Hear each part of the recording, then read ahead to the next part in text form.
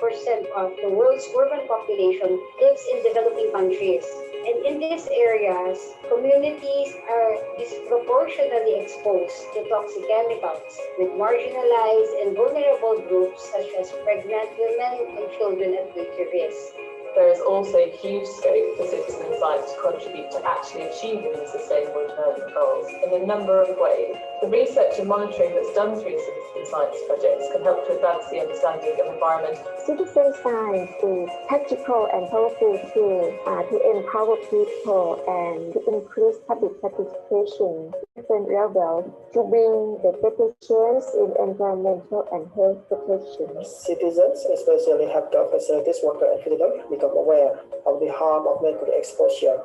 So in August 2019, 10 playgrounds in Penang and Kedah states in Malaysia were visited. When products containing mercury are discarded into the general waste stream, the mercury pollutes the environment. Women have different susceptibilities to chemical exposures because of our different physiologies, different types of occupational exposures. Women are the first environment for children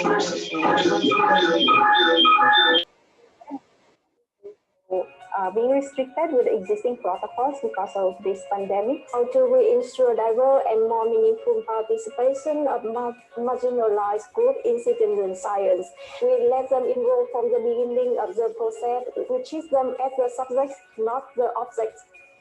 So the first challenge is to make the science relevant to everyday lived experiences. One way of showing how toxic chemicals in the environment exposure to them has a health impact. This leads us to the next challenge, to ensure that data can increase the negotiation power of people fighting pollution. Data that can increase the negotiation power of people fighting pollution should be generated within a framework that puts communities at the center and acknowledges these power relations. It can really provide a policy direction for the government and other stakeholders.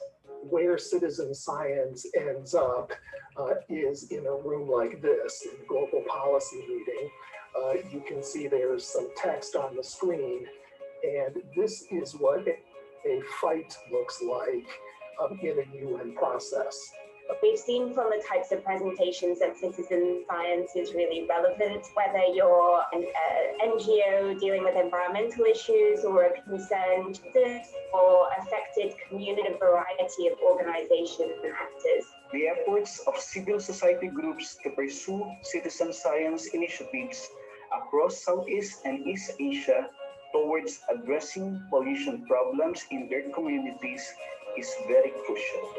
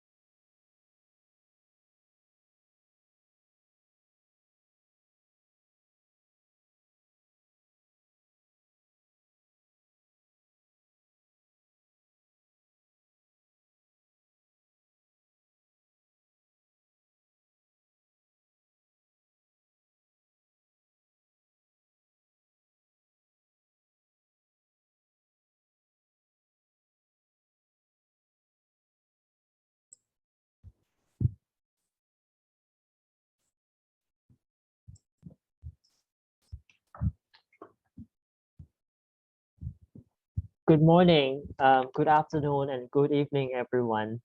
Welcome to our webinar on addressing environmental pollution through citizen science. This is an online presentation of the 2020 IPEN Southeast Asia Citizen Science Initiatives.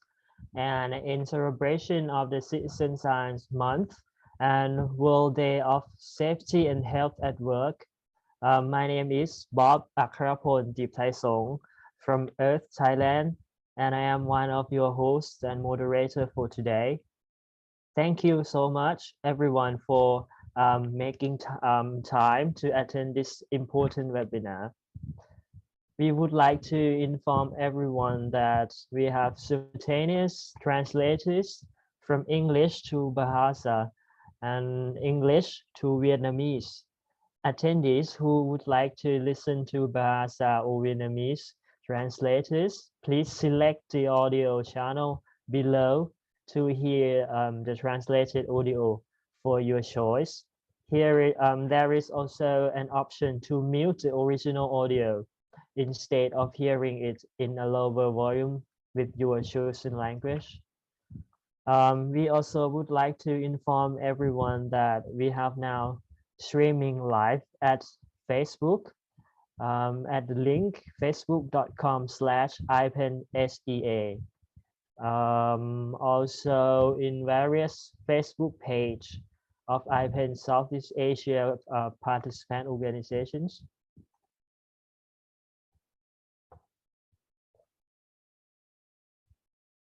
So right now, welcome to our second detox session of this year.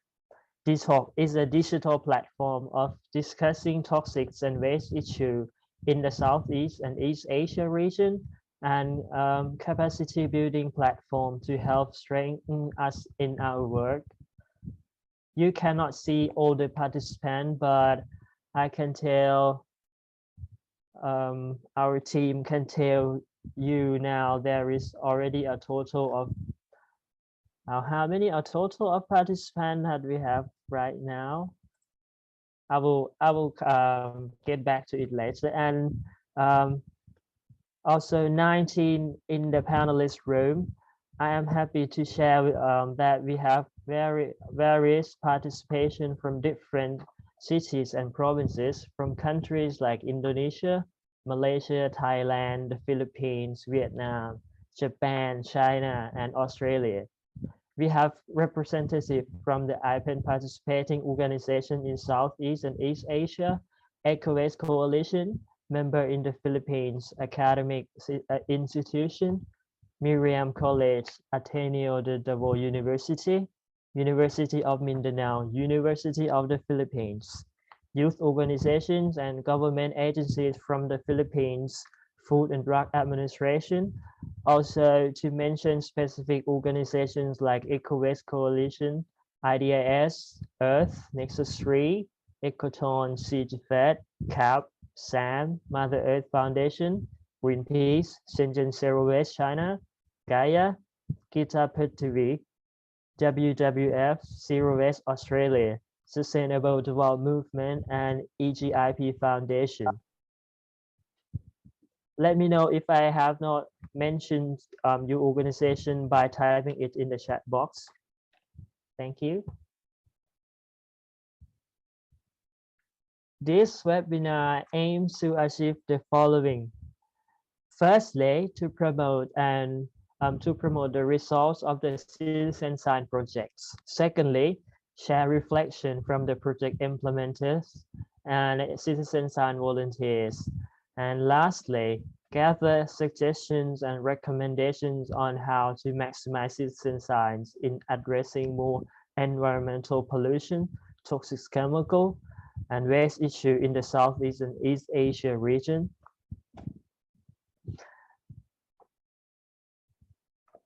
And before we proceed, we would like to request everyone to please click the link in our attendance sheet, fill it out, and we can have the detail for our participants in this webinar. Thank you.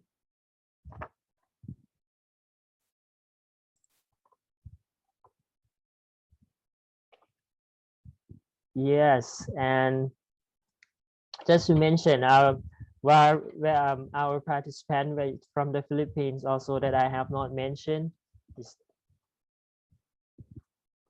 Elvira, and the National Food Coalition, Quezon City. Welcome. Yeah, and now you will see in the chat box is the link that I mentioned. Where am I?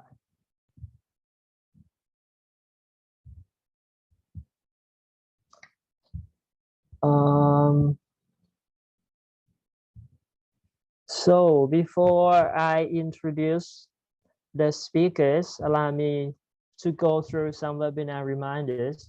The webinar is being recorded. For the panelists, when not speaking, please be on mute to avoid audio issues, and kindly turn your video on when speaking.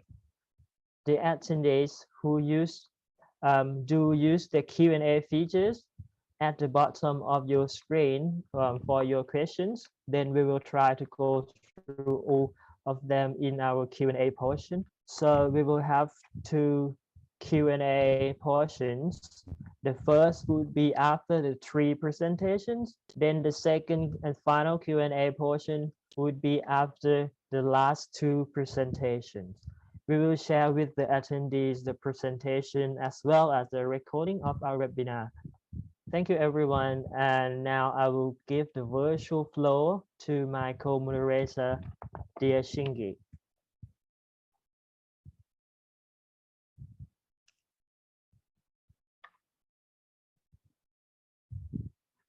Hello, Shingi. good afternoon. Yes, good afternoon, everyone. Thank you, Bob. Okay, so thank you, Bob. Hello, everyone, and thank you for being with us this afternoon. So before we'll proceed to the presentations, let me introduce first a very important guest from the Stockholm Environment Institute. We are very happy and we are grateful that she committed to join us this afternoon as we are having this webinar on IPNC Citizen Science Initiatives. So our guest from the Stockholm Environmental Institute is Diane Archer. She is the Senior Research Fellow with the Stockholm Environmental Institute. Diane joined SEI Asia in September 2018 as Urban Research Fellow working on the City Health and Well-Being Initiative. She also works on urban climate resilience and other initiatives seeking to achieve more equitable and sustainable cities. Diane brings her expertise on urban poverty and urban community-led development, with an emphasis on achieving inclusive urban governance in cities of Asia and Africa. She has also previously worked on responses to urban humanitarian crisis, as well as adaptation to climate change in cities.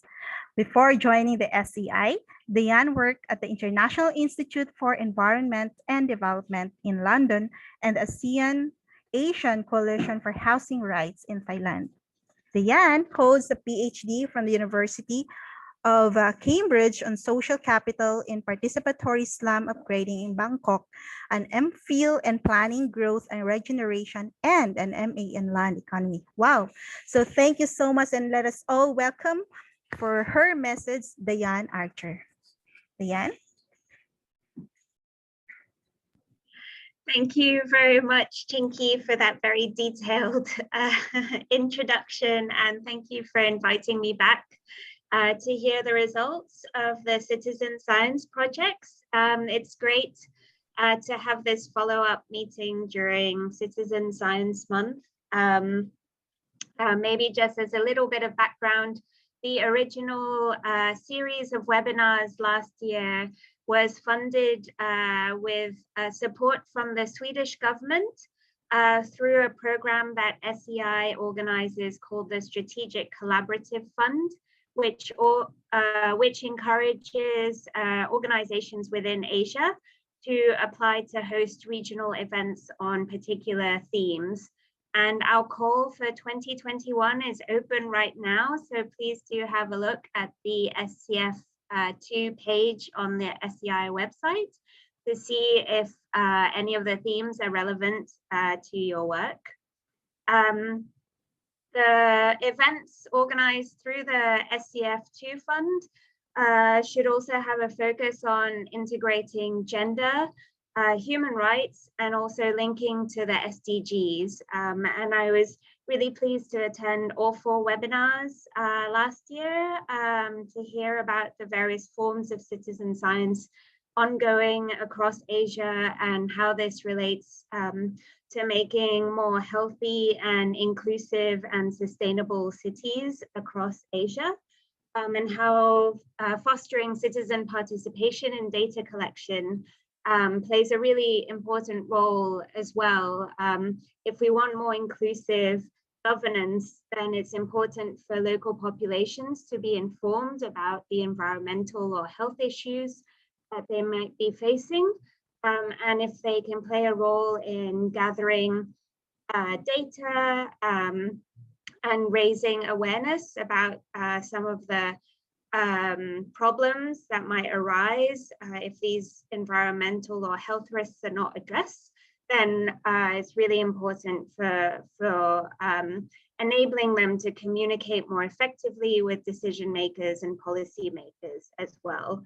And also citizen science can help to build the skills of the local population in various methodologies and tools as well, and to fill data gaps. Often there is no capacity within government to collect this data where necessary.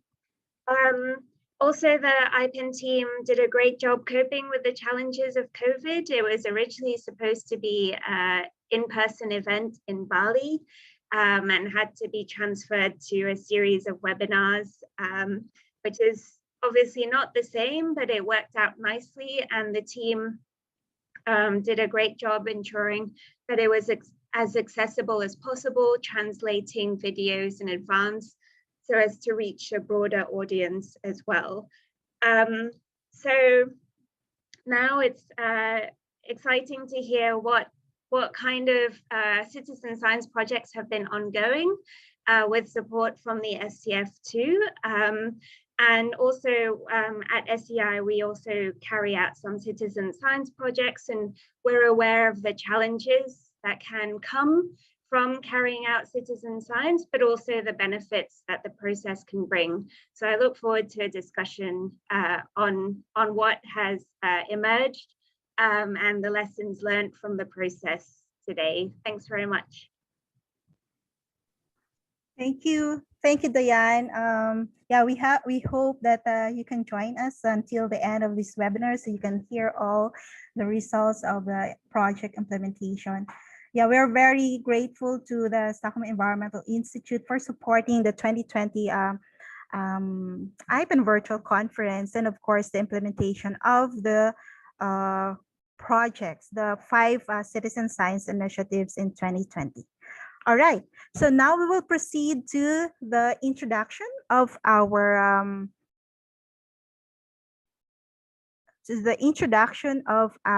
presenters. So for the first part of the presentations, we'll have 3 presenters. So our first presenter is Ms. Magiswari Sangaralingam. She is the research officer in the Community and Environment section of the Consumers Association of Penang, or CAP, based in Malaysia.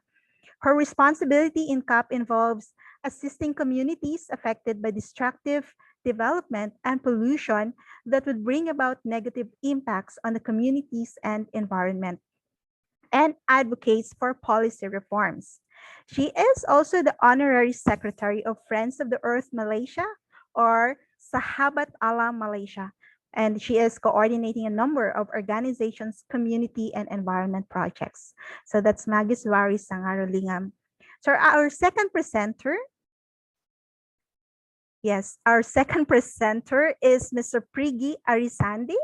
He is the founder and executive director of Ekoton Indonesia.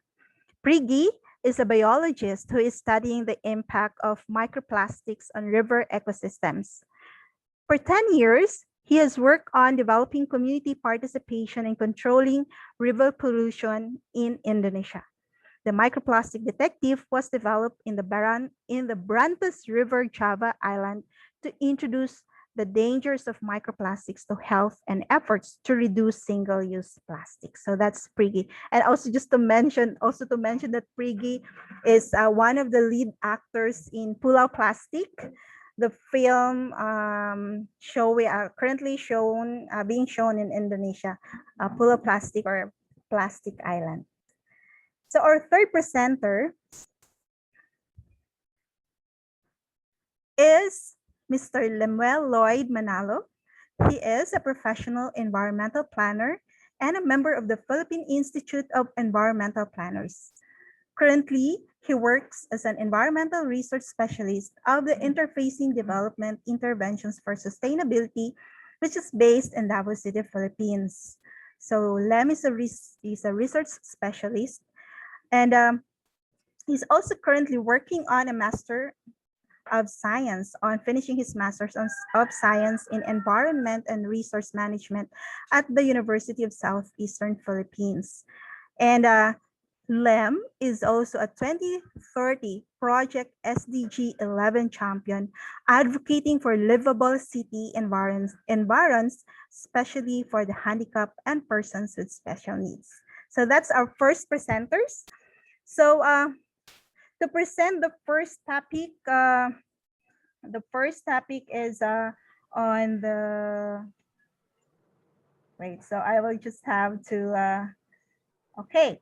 So Ms. Magiswari Sangaralingam will, or short, Magis for short, she will be presenting the Citizen Science Initiative on the Sungai Kri River Water Quality Project implemented by the Consumers Association of Penang and Malaysia. So Magis, the virtual floor is yours now. Yeah, thank you, Chinky, and thank you to IPENSI for giving us the opportunity to present the project, which was supported by Sweden Sverige and SEI. Okay, so our Sungai Kre River Water Quality Project, we had started this project because this was an urban pollution issue. In Malaysia, Kampong is, this was a river pollution in Kampong Selamat. Kampong is a village, but that was those days, maybe 50 years ago, it was still a kampong. But then urban areas have already infringed into the rural areas. And now basically this is a area which is like, has about 10,000 people, and it is also under the jurisdiction of a city council. Okay, so the pollution issue, you can go next, Ryan. Next slide, please. Okay, so the pollution issue is river pollution from pig waste farms. Yeah, so the community has been complaining about this pig waste pollution from 40 years ago, and we have also been pursuing this issue for more than 40 years, but still it was not settled. So since there was the Citizen Science Project, we wanted to highlight this issue again, and this was an opportunity for us to highlight the issue. Of course, all of us know the pollution of the river is by the pig waste farms, which is operating around the villages. There were quite a number of farms in this area. But then when we brought it up with the authorities, they were mentioning that no, it is not only pig waste, it was also other waste, yeah, from other sources. So we wanted to pinpoint that it is actually the pig waste pollution, which is really deteriorating the water quality, yeah, and emanating all the stench. Okay, next. So this is the area. So our project objective was to identify the major pollutant of Sungai Kre and their potential sources, and also to build citizen scientists among the local community. Previously, we had brought up the issue that the authority is saying, what is the major pollutant? So what we initially wanted to do was microbial source tracking. So with microbial source tracking, you can actually find out from what livestock is the pollutant is coming from. Yeah? Okay, so next. So the project activities that were conducted is with the citizens, we map up the sites to conduct the water sampling. This was quite a vast area, 13-kilometer stretch of river that we were going to conduct sampling. So the community helped to map out the sites, and then we contacted potential laboratories for analysis. So initially we had contacted one lab which does microbial source tracking, because not many labs have that facility, and also need to have all the agents to do the analysis for microbial source tracking. So we contacted one lab in Kuala Lumpur, and they had agreed to do it.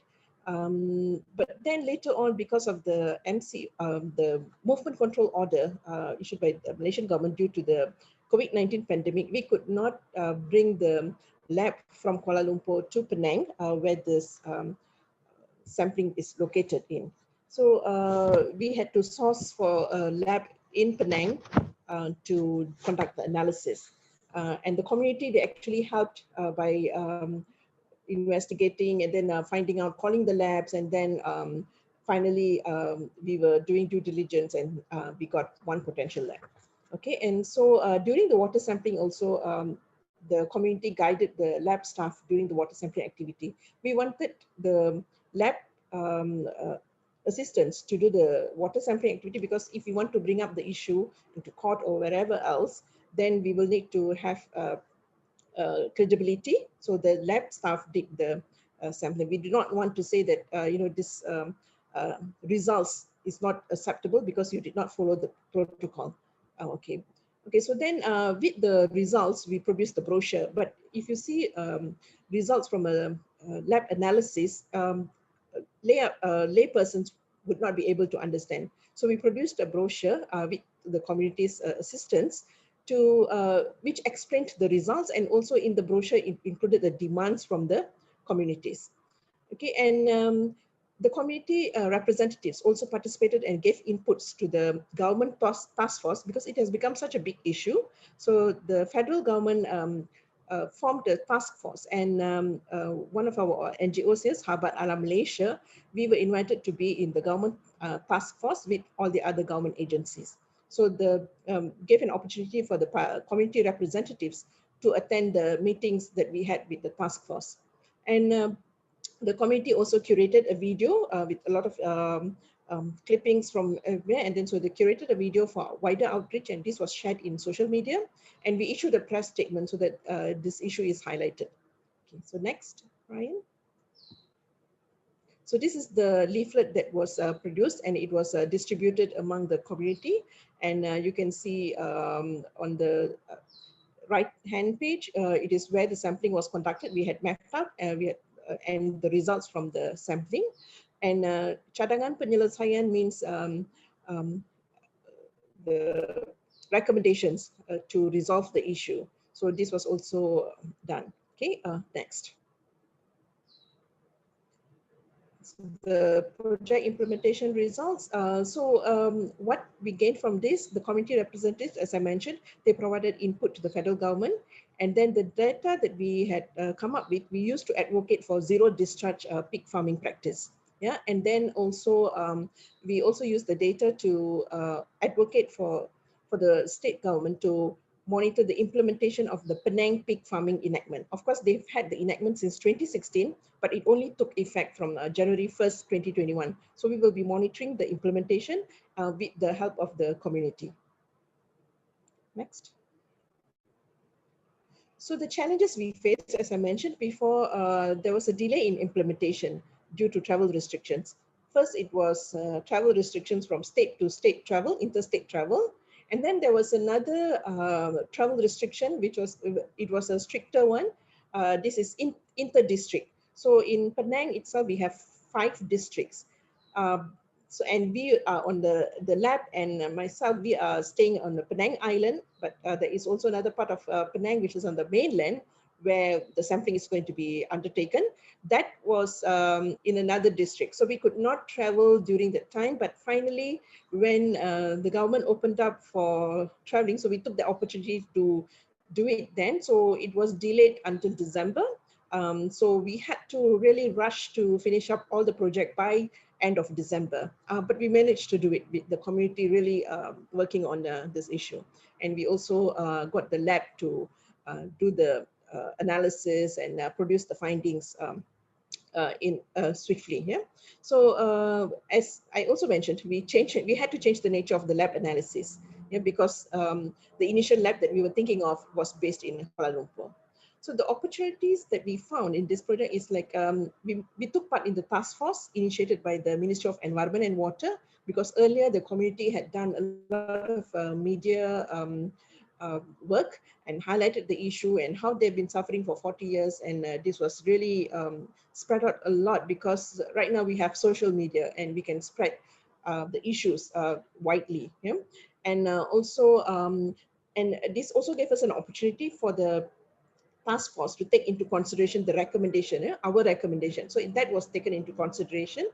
So the ministry had said, okay, our recommendation for study on the standing peak population in the area to commensurate with river pollution burden and carrying capacity. So it's not enough if one farm is complying with the standards or whatever the pig farming enactment, but then if there are so many farms, the river may not be able to take in all the pollution. So this is what we had done. So the government agreed to do this, and they will have to look for source of funds or whatever, and researchers to look into this study.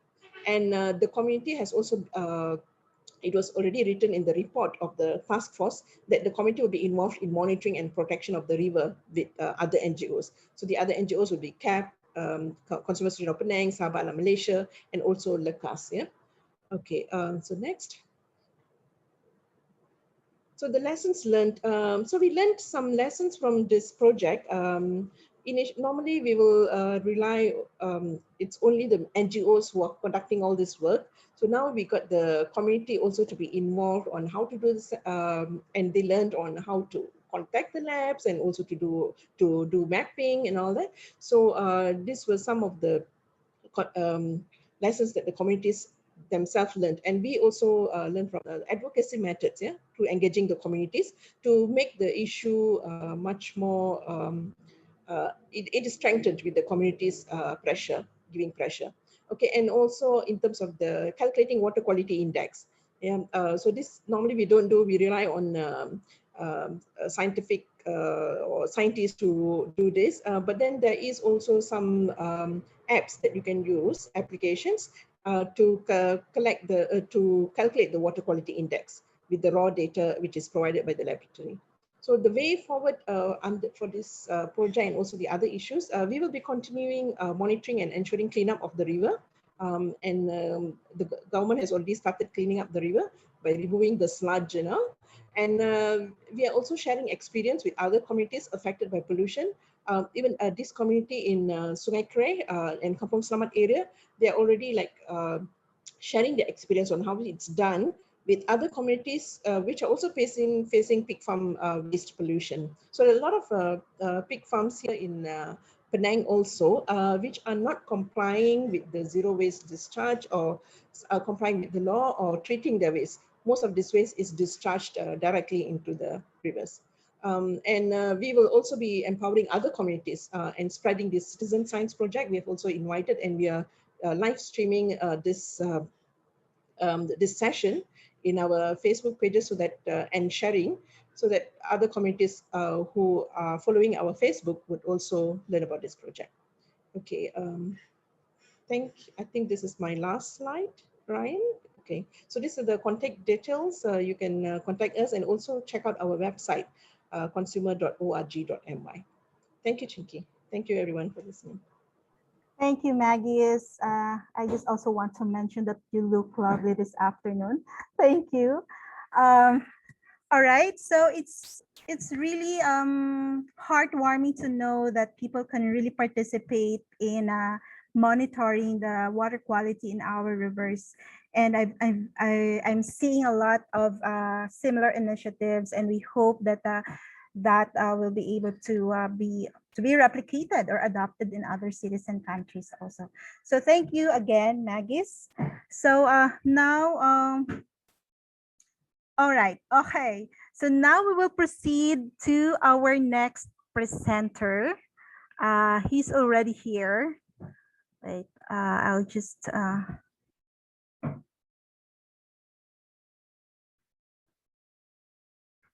All right, so I'm just.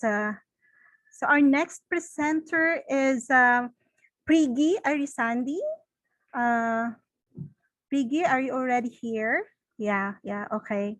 So I just need to promote you to the panelist room. All right, so I think Prigi is already here. He is our second presenter. He will present the topic on microplastic detective of Kali, Surabaya, Indonesia. So Prigi, so it's your turn now. Yeah, Thank you. I will start my presentation. Good day, everyone. Yeah. Can we start with my presentation? Can you share my presentation? Oh, okay. All right. Wait.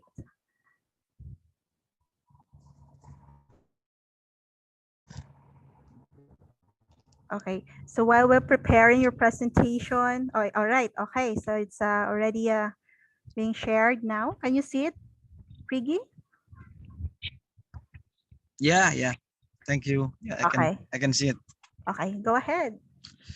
Yeah, I start with my title is monitoring water quality and microplastic of Brantas River.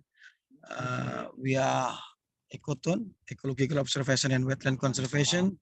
We are focused on monitoring for water quality in the Brantas River. The Brantas River is the longest river in East Java.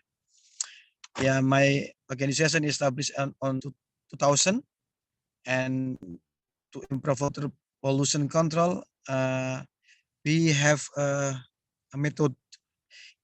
We call it READ. It's from the research, education, and advocacy.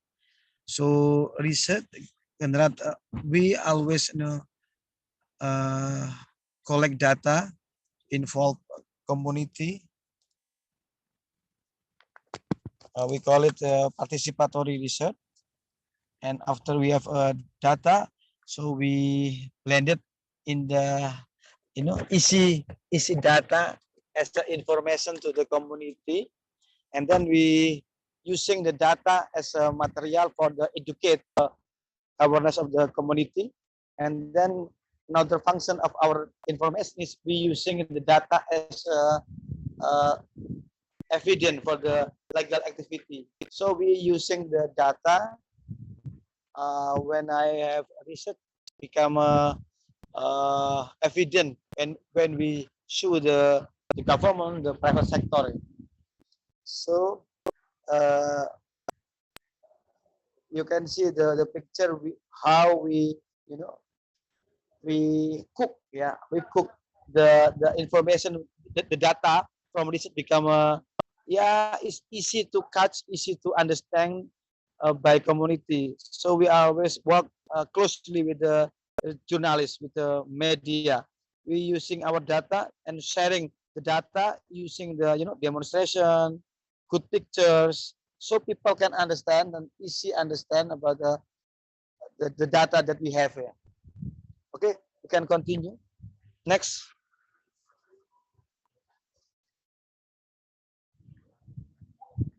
So in Indonesia, we lack of integrated river management. We have a lot of river. We have 1,000 of the river, but no monitoring, no control, no good authority of like our governor. So there is so many pollution river in Indonesia. So we have more than 72% our river is polluted. So the main source of the pollution in Indonesia is industrial waste, because we know that the industry is a priority by government. So they have can do anything. So they dispose wastewater without treatment to the river. Unfortunately, in the downstream, commonly we use the water as a drinking water source. More than 72% our rivers is polluted, and 85% our drinking source water is came from the river, surface water. So it's mean it's difficult for the water company enterprise to manage the water become a source, because the river is heavy polluted.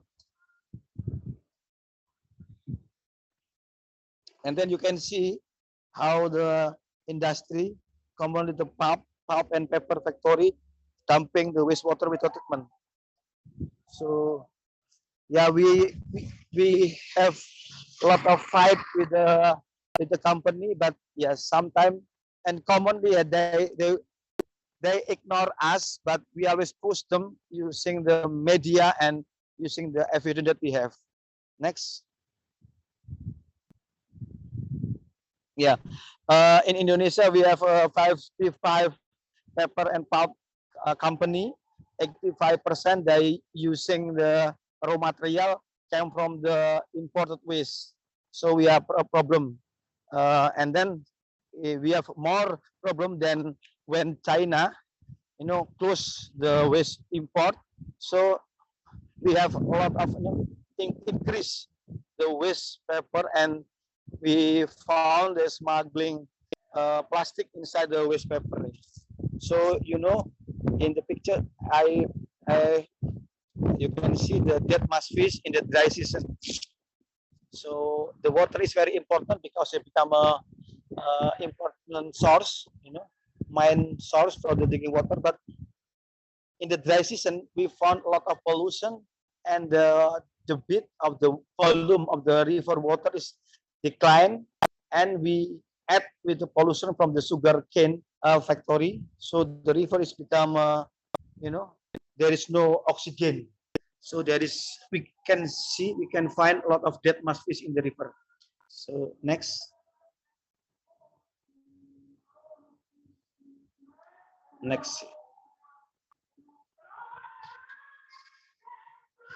Yeah, another problem is about waste, plastic waste in in the Java Island water surface. World Bank found that 52% floating waste in our surface water is from the plastic waste. And another problem is solid waste management of government only cover less than 40% citizen. It means 60% citizen is dumping waste to the river, to the open land. Yeah, and the end, the waste is ended in the river, in the ocean. And other problem is that we face now is diapers. In the one river in East Java, we have surveyed that every day we have 2.9 million pieces of disposed diapers per day, and 40% is linked to the Brantas River. And unfortunately, in the downstream, we're using the water as a drinking water source. So we still have problem with the diapers. 55%, the diapers made from the plastic. Next.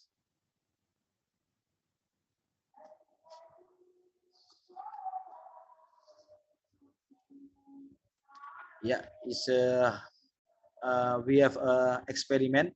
We close the river with the bamboo stick for 2 weeks, and then we collect the waste from the river in the 2 weeks, and we found 47% the floating waste in the river is diapers, and the thing is sachet, styrofoam, plastic bag.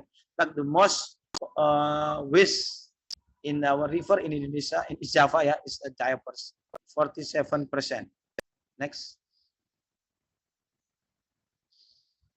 So we think we must involve community. We think we must involve students. We think we must involve the mothers group, because they play important role for if we want to clean up the river, if we want to make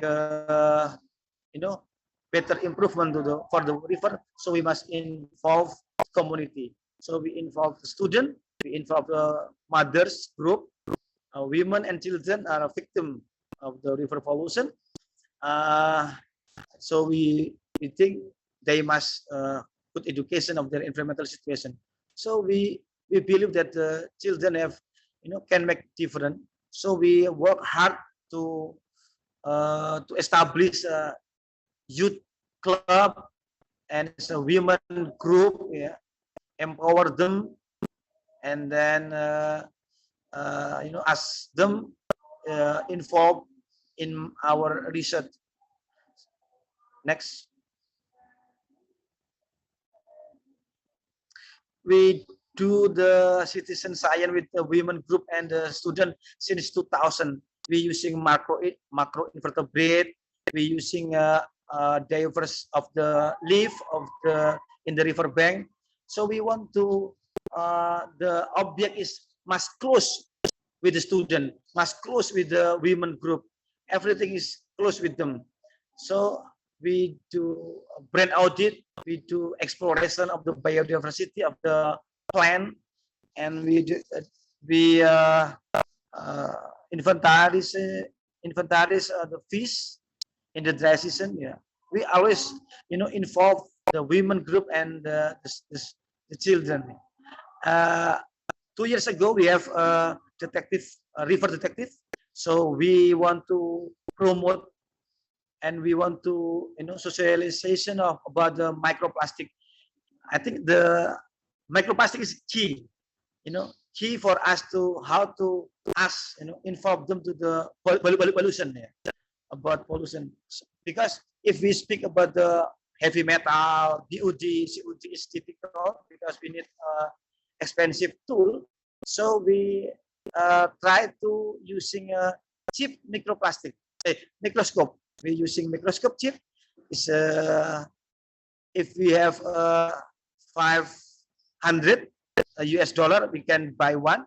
So yeah, everything is yeah, we try how to make it's cheap, because we want to involve a lot more people. So every week we involve 20 to 40 students from the different school. Yeah, so we invite them. In the pandemic, we using health protocol, and we invite them every week. We have 20 to 40. So every day we have 10 students, yeah, to take sample from the river, and then we have a microscope, so they can directly can identify the macroplastic, and then we ask them to compare with the plankton, because this is very important, because the size of plankton and microplastic is the same. So sometimes fish think microplastic is same with the plankton, so they eat them. Yeah. So after we have research, we have a result that we have more microplastic than plankton. The fact. Yeah. Next. Yeah, this is our method. Yeah, how we blended, we cook the information. Yeah, came from the participatory research. We always ask, inform student and the rural people, rural community. Yeah, and after we, cook research, become information. So it is easy to digest. Everyone easy to absorb the information. Yeah. So we're using the information as an education, empower people, creating critical community, establish a group community, and then we're using the data as a litigation. Since 2007, we have already sued the government and private sector. We have more than 7 cases. Yeah, 7 cases. I think litigation is important because community and government is equal. So I think it's and we must have a good lawyer for that.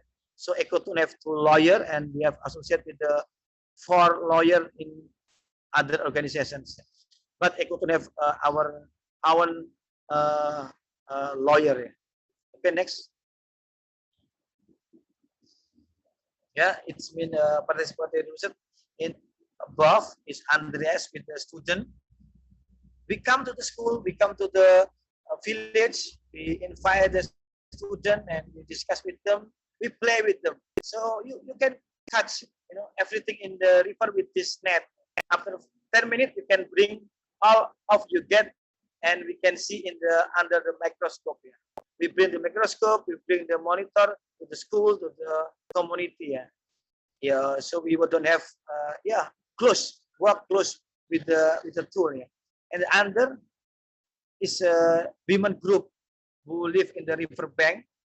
We have now we have 12 youth and women community group along the river, and we have good communication with good network. We're using WhatsApp. We're using our IG, and we always share our link in the YouTube. So every 2 weeks we always have something new that we can share to the community, and listen to generate reliable information and to counter statement that their complaint are not support by data, and that they are under educate.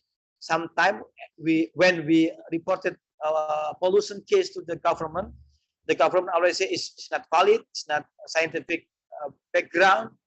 So with this picture, with this education, we make easier how we make easy, type book to become a poster, become a brochure, so community can easy to observe. And don't forget to inform media. Every activity we must put it in the mainstreaming media, traditional media like a newspaper, because it's important, so they can clipping the newspaper in their house. So it's become they proud that they can participate to monitoring the water pollution.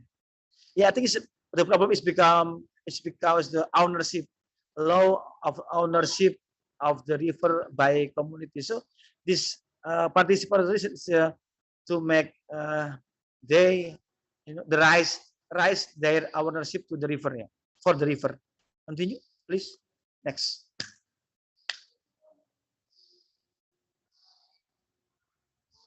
Next, please.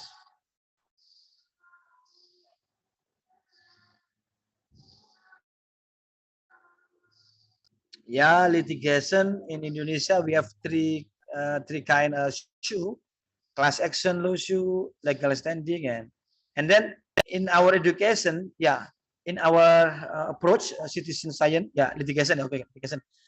Speak about litigation. This is very important for us because we have a door we can access. The litigation. We can using class action. We can using legal standing. So why we always establish the community? Because we can sue organization, law environmental organization can be representative for the river, for the ocean. So we always create and establish new community when we work with the community. And then number 3 is citizen lawsuit. Everyone in Indonesia, if you have ID card, so you can sue. If you have evidence that the government that not obey or they are neglected for the river management, you can sue the government. But you must have evidence. So the citizen science can help us provide good evidence. In the class action is a group. It's a group. If you have a same case, same impact, so you can, as a group, you can sue the private sector. We have a case for the class action. We have 5 group women that sue the consumer good that dumping the sachet in the river, because the 5 women have a same river, so they don't want their river is polluted by sachet, so they sue the producer. Before the sue, we collect the data using brand audit method, so we can find 10 big 5 the polluter of sachet in the river. So then we sue the 3 of them. Okay, next.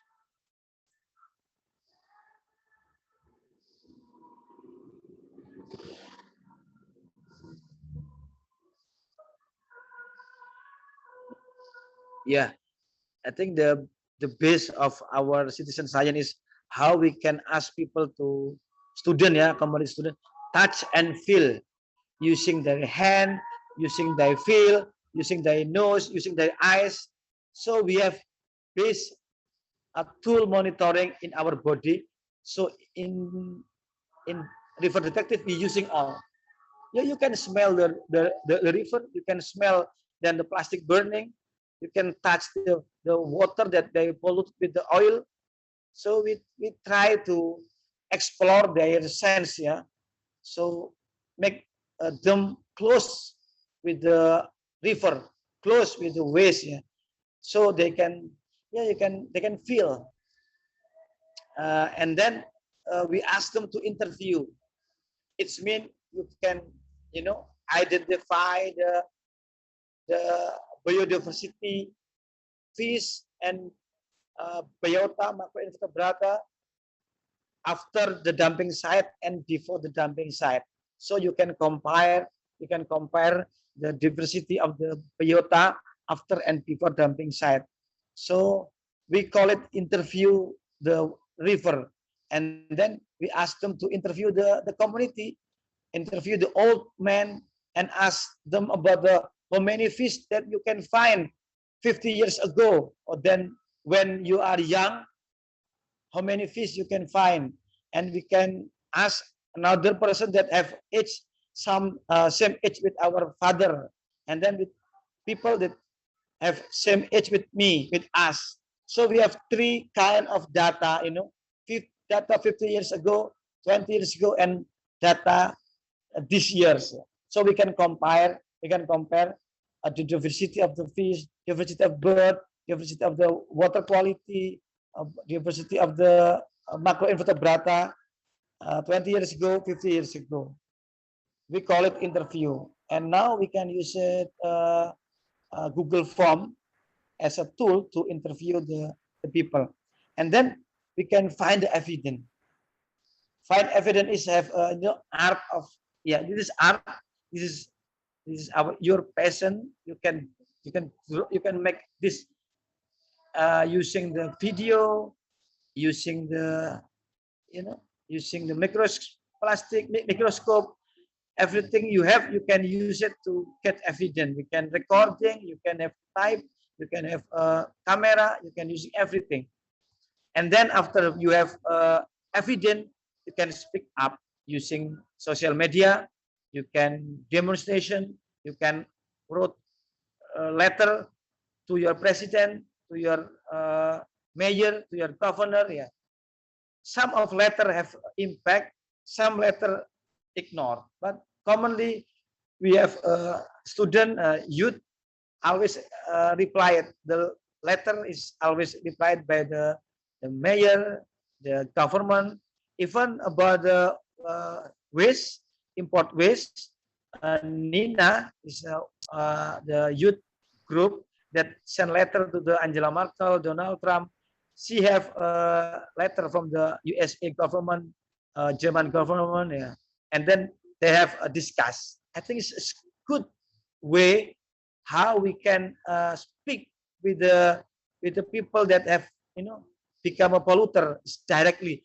If you have good evidence, so you must start with the touch and feel interview, find evidence, then you can speak up. We call it this. Hi, Priggy. So kindly wrap up. You only have around 2 minutes. Thank you.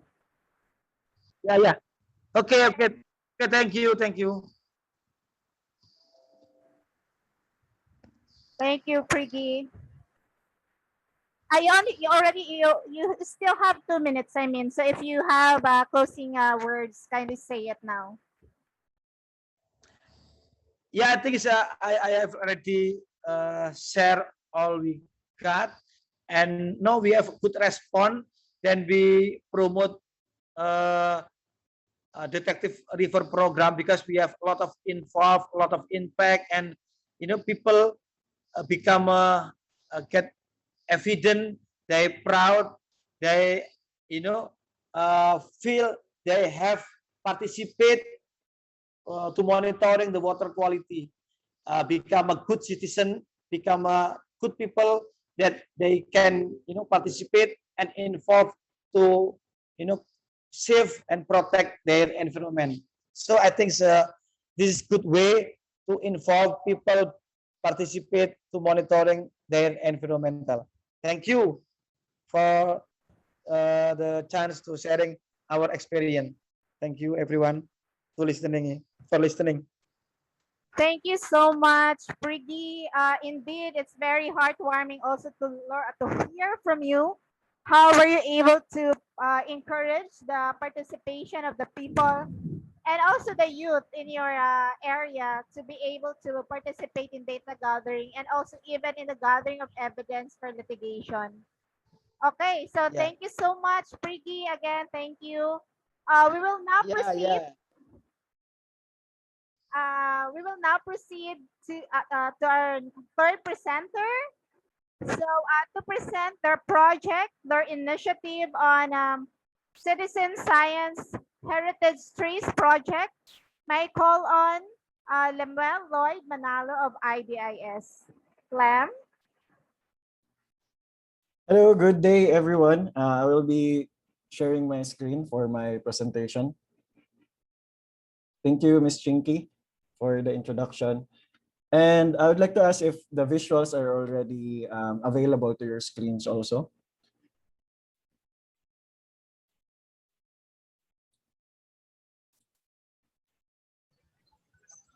Okay.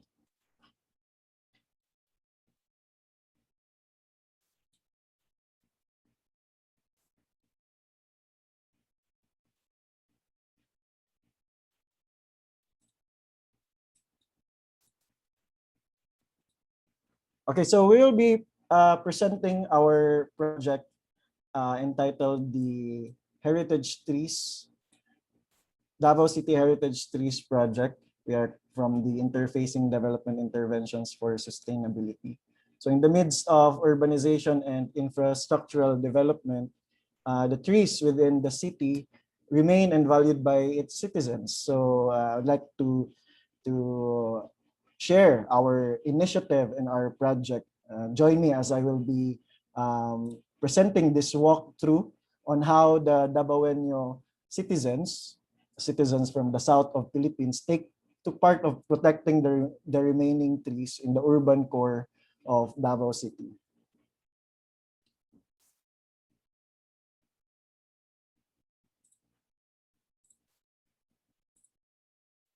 So through this project, we have conducted the following outputs and activities. We created a data collection tool powered by the Kobo Collect Toolkit. It is a field tool for the volunteers to use through their mobile phones, and then we can also monitor it through our server.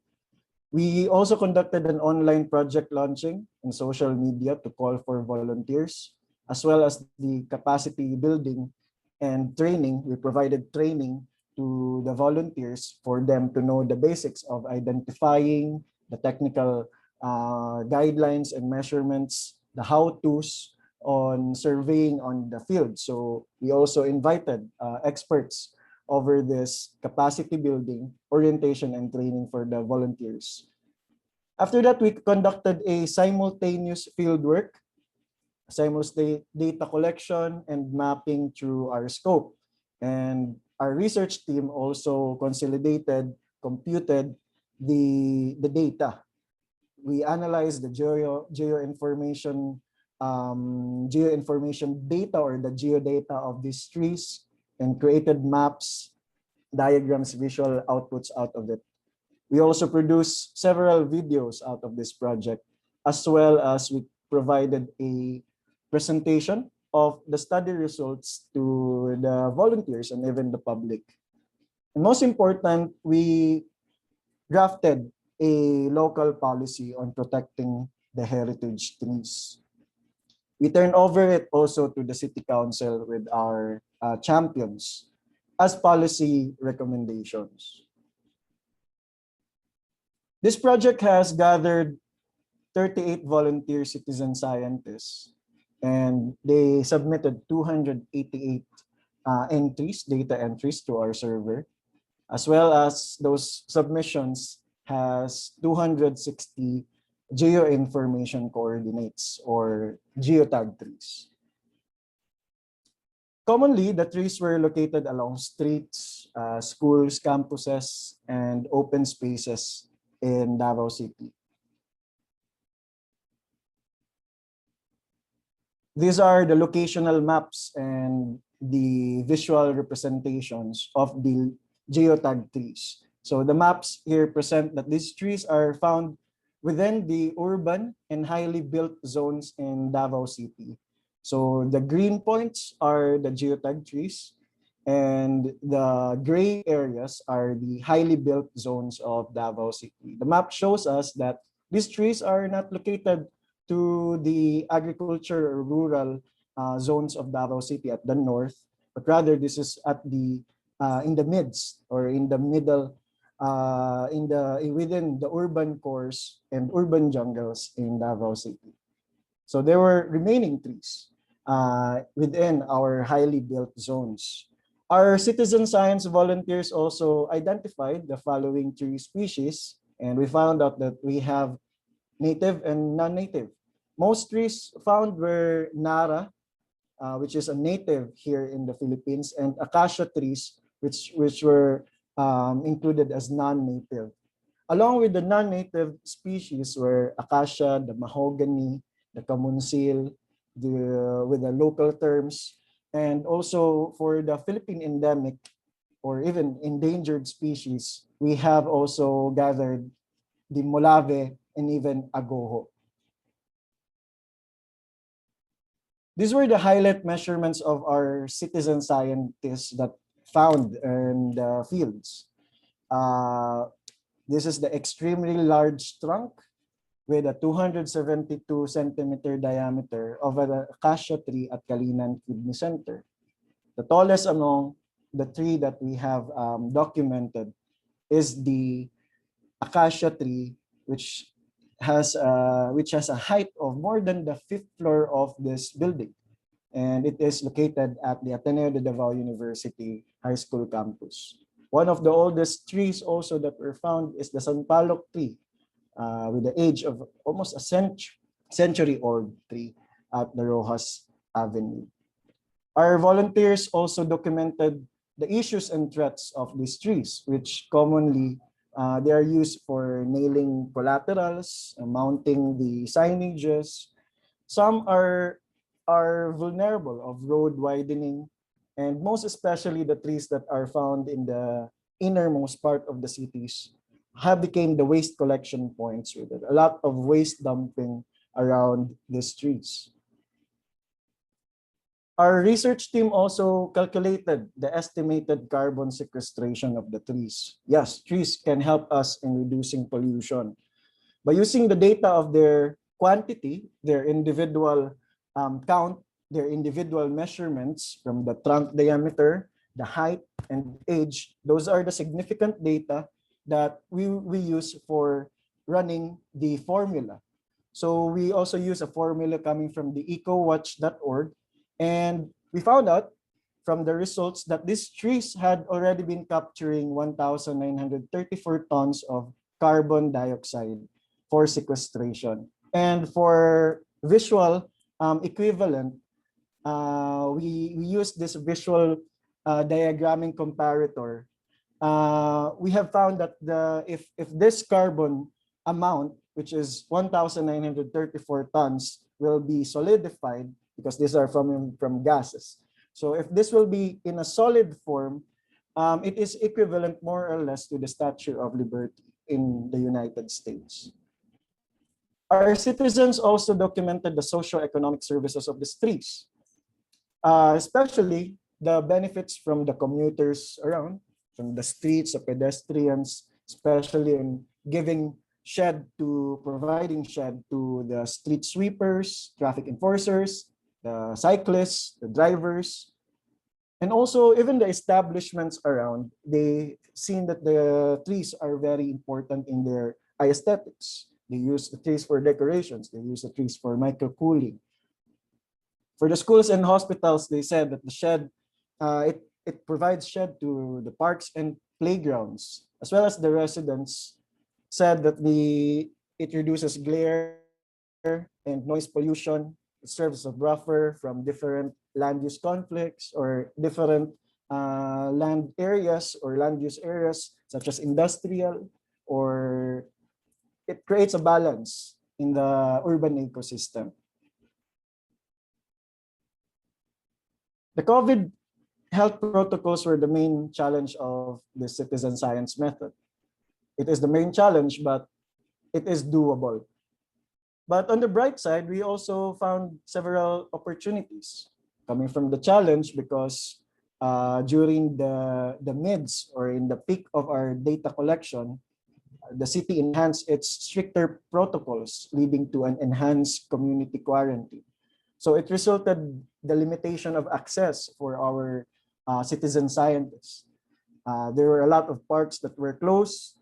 There were open spaces or even private open parks or open spaces such as the Crocodile Park, private properties, which some of the heritage trees are located to. So there were difficulty of accessing those areas, as well as the ongoing plan of the regional government of the plan of reducing the trees found along the MacArthur Highway, which was actually documented by two of our citizen science volunteers. So it resulted into an increased awareness of appreciation as for opportunity. We use also the social media to bring that case up, to bring that issue up, and citizens called for the protection for the trees along the MacArthur Highway. And because of that awareness and issue, we gained attention from the city mayor and even the councilors. They acted response in about the protection of these trees. And most importantly, there were new partnerships and opportunities experienced. We learned a lot on this project, not only with the organization, us in EDIS, but with the citizens as well. We learned that all remaining trees, because there are still trees that were not geotagged as of this time because of the limitations and also the number of the volunteers. So there were trees that are not yet documented.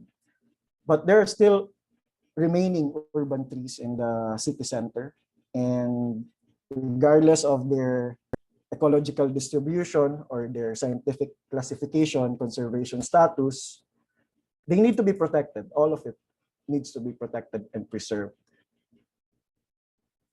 For the ways forward, as per results of the project, these are the next steps towards sustainability. These were the policy recommendations after this project, and it was turned over to the city council for a local protection, a local ordinance on protecting the heritage trees. For the salient features of this proposed ordinance, the government shall maintain and regularly update the data and maps and existing heritage and other trees in the urban areas. Most importantly, cutting must be prohibited, removing, nailing, and there will be a technical guidelines on pruning the trees or maintaining the trees. There will be a council, a local council, a decision-making body over this, and it's an interagency council, as well as coordinating with the other government agencies and making it as a participatory planning strategy, inviting experts from the private sector also. The funds allocation is also included in this proposed ordinance, such as the provision of the signage, the labeling, and even the beautification of the landscape of the nearby tree, providing it with signage and labeling using the QR code for its information and status of the tree. So those were also part of the proposed ordinance. So in the midst of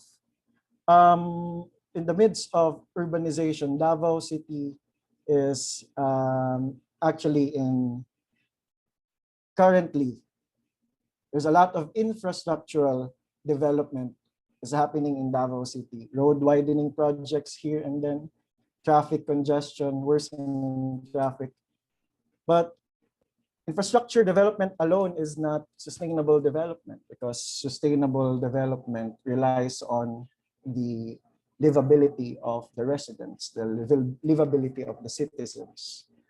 And It's only infrastructure. But when we say about sustainable development, it includes the health, the living quality, the ecosystems of the environment where the citizens are living in, and how they are satisfied, how the communities are also strong in terms of actively participating in this type of mobilization and advocacy. As we wrap up, and also the as part of also the materials in city planning, which is the sky, space, trees, cement, and roads. No? The top three should be always in priority: sky, space, and trees. It should be always protected, because the top three will always help us in reducing pollution over this urban development. Thank you, everyone, for listening. Thank you so much, Lam. Thank you. It's also amazing to know that this project provided data to our decision makers, and we are hoping that eventually a local policy will really be enacted and implemented in Davao City. All right, so I think we're now on the Q&A portion. So I will now turn over to my co-moderator, Bob. Yeah, but before that, we will be showing a video of our citizen science volunteers reflections.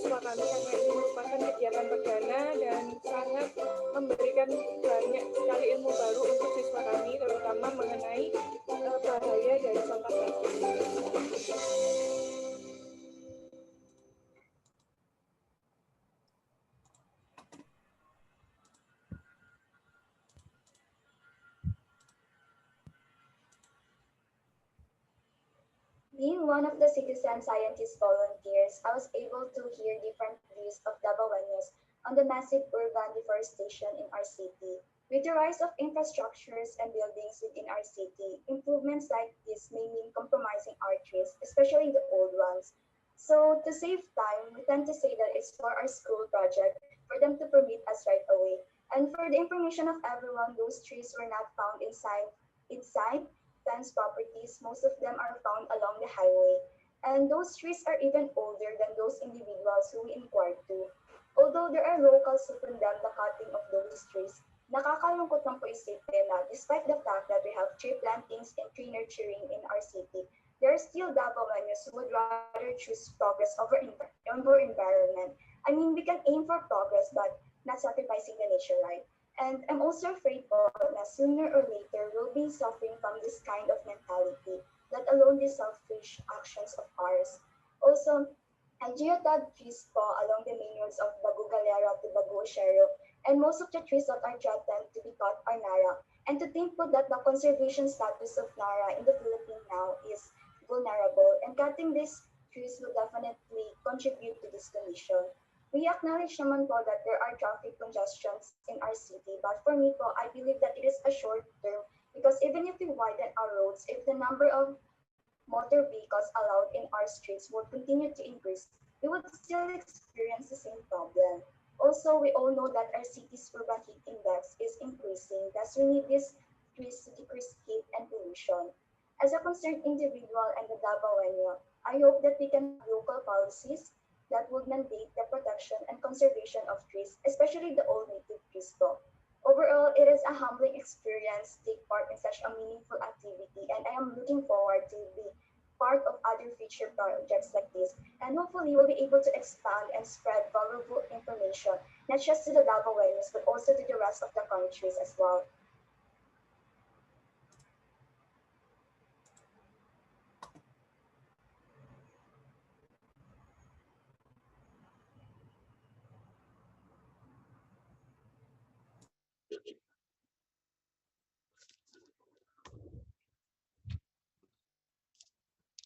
Hello.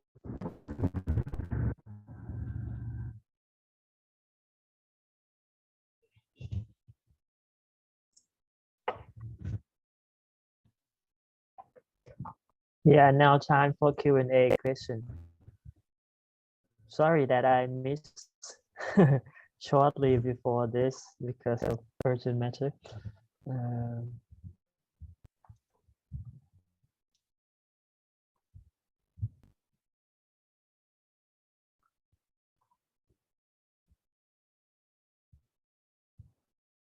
Shinky? Yes, Bob. Yeah.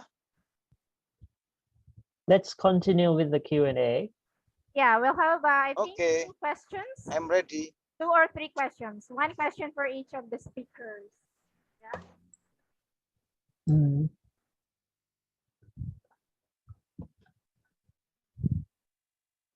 So, until now, I see 3 questions. Right.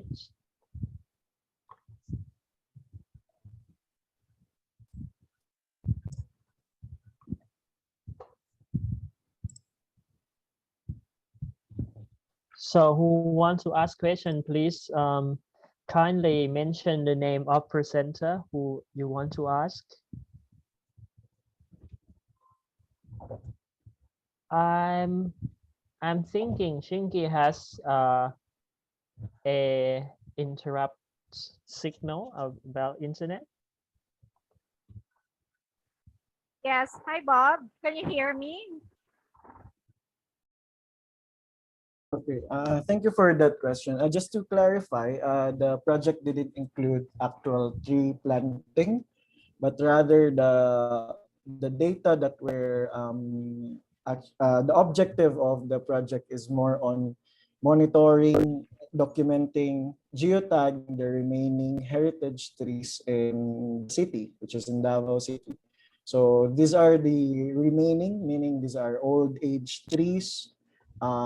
These are large trees, the remaining urban greenery that are found in the middle of the urban cores in Davao City. So those are the data that we have collected. We analyzed the data, created maps of it. We form a database based on its basic identification, its measurements, and through the help of the volunteer citizen scientists, we created those database. We have created the outputs.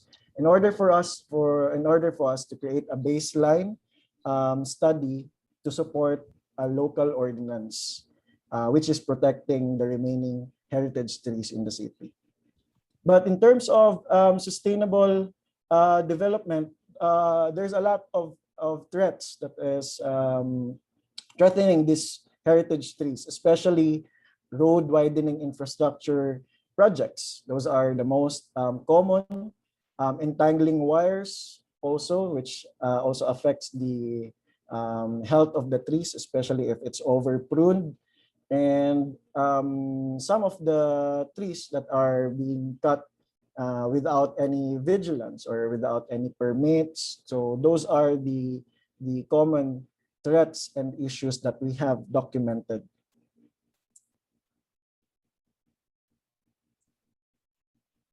Thank you very much, Samuel.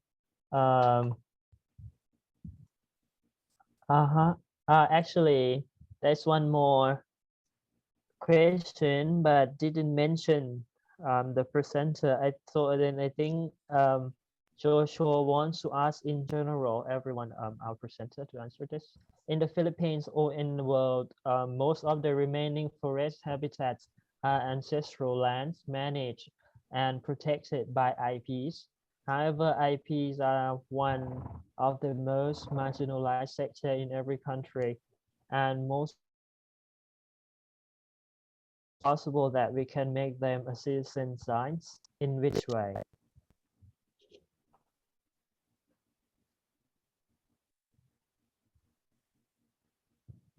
Okay. So, I think the who wants question is to for Lem. Yeah. give- Okay. Hello? Yeah. Hi, Bob. Oh, there's Ms. Jing. Who is this? Especially the IPs or those that are living in the forest lands or protected areas. This is very doable, actually. However, our project was, the objective of this project was in the urban setting, but this citizen scientist concept can really be adapted for the indigenous peoples, especially the communities in our highland communities. So we also have community partners actually as for the project, other projects of the organization, EBIS. We also engage and continue.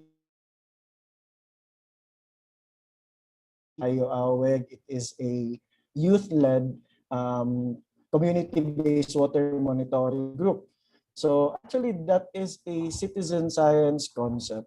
And actually, this is very applicable and can be possibly adopted for those communities at our, especially the indigenous peoples. We can create a system or create a program, especially on, like say for example, forest monitoring.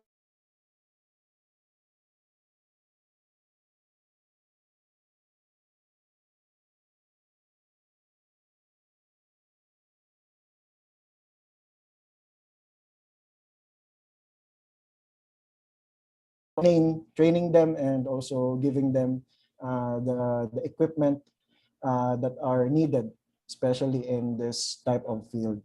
So maybe in some future projects, these are the next communities, because they're still also citizens as part of the city. They're just living at the highlands.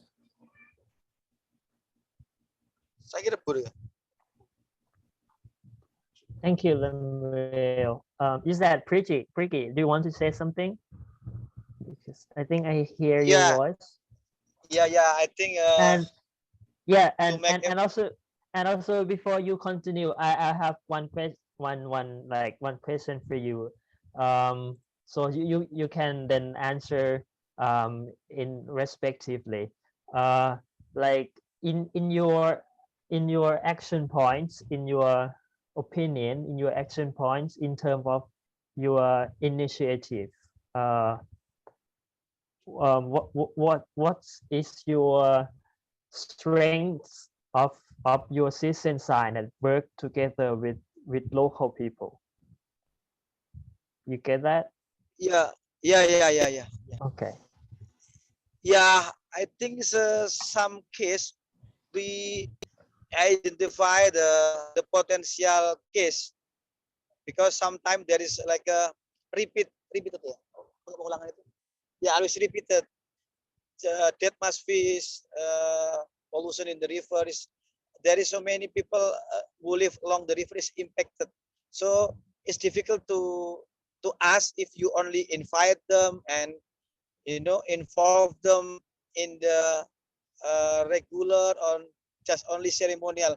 So it must be important and real problem for them, like a scarcity, like deforestation, and decline the water spring that impact on their livelihood. It cannot you bring about the you can see you can say climate change. It's difficult. It's your problem, not their problem. So it's if you want to inform them, so you must speak about their problem, their daily problem. Yeah. And then to make this citizen science sustainability for the bring and put it become a evident. How we can make this result of scientific science as a evident? Because if you only volunteer asking people, it's only raise the awareness, but it's not commitment, it's not a real situation. So you must put the target how we can use this result of the scientific science as evident. It's become a real thing. So I think Yes. I think my main message is you must understand what is the real problem near you. Just not just to pick another problem from the another place, another country, and add in your place is difficult. It cannot be longer, cannot be sustainable. Yeah. Okay, thank you. I think it's start from local problem to make strong, like a strong foundation. Okay, excellent. The last question, because we need to proceed after this shortly. My guest, we have a question for you.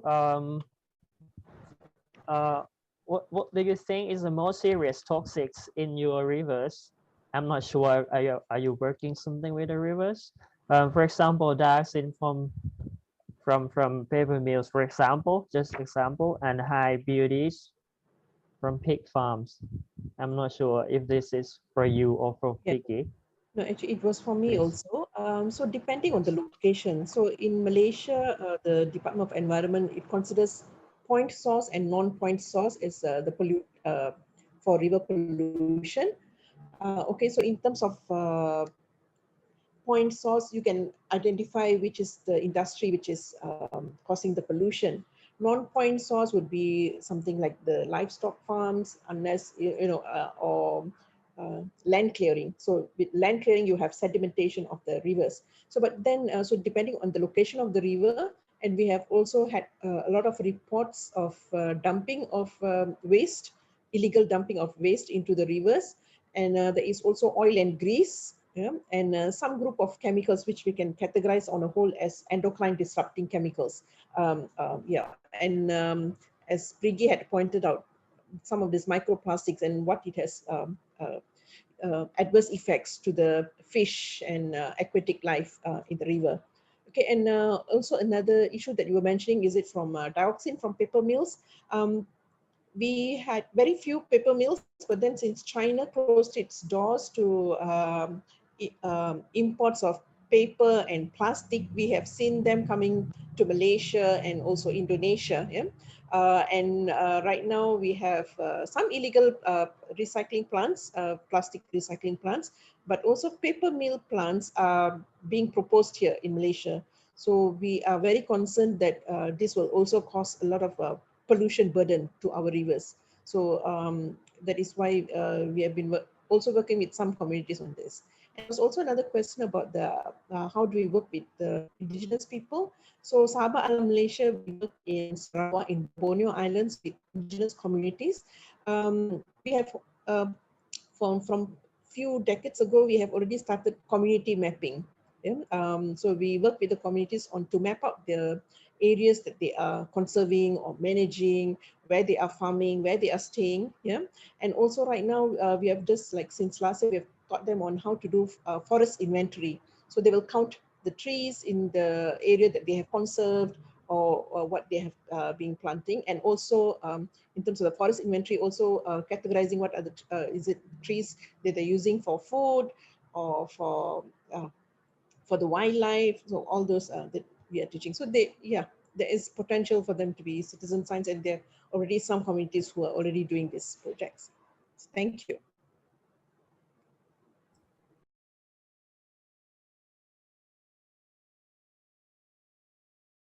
Staff of CGFED currently work as a project staff of the national project advocating and promoting the elimination of lead paint in Vietnam 2020 and 2021, funded by IPEN.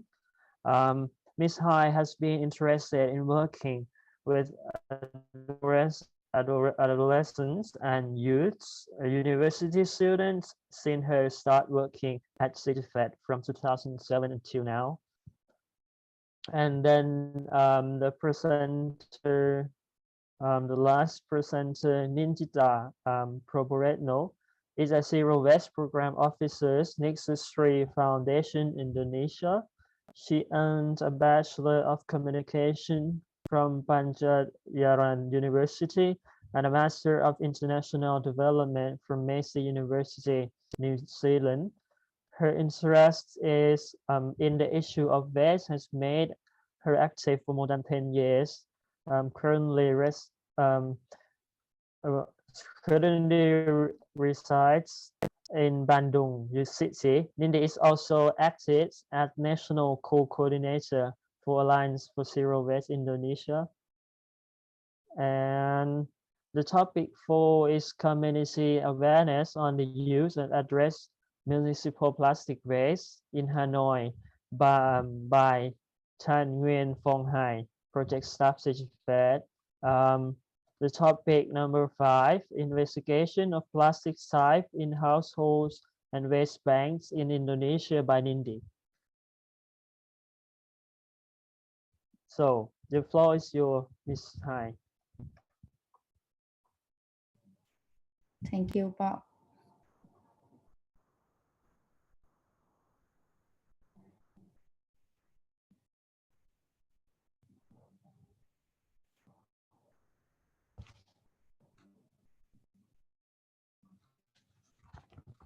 Hello, everyone. My name is Phương Hai from the Research Center for Gender, Family and Environment of Vietnam. We are a NGO organization, a local NGO organization that was. Kami adalah NGO lokal di Filipina yang dibuat pada 1993, dan pelaksanaan kami adalah penelitian tindakan dan edukasi atau pendidikan yang mempromosikan atau mendorong masyarakat of the gender equality. And today I will present you to the results of the study on the community's awareness on the use and the address of municipal plastic waste in Hanoi, Vietnam. This project was conducted in the end of 2020 in Hanoi by CGFED. Firstly, I would like to bring you a brief overview of the project.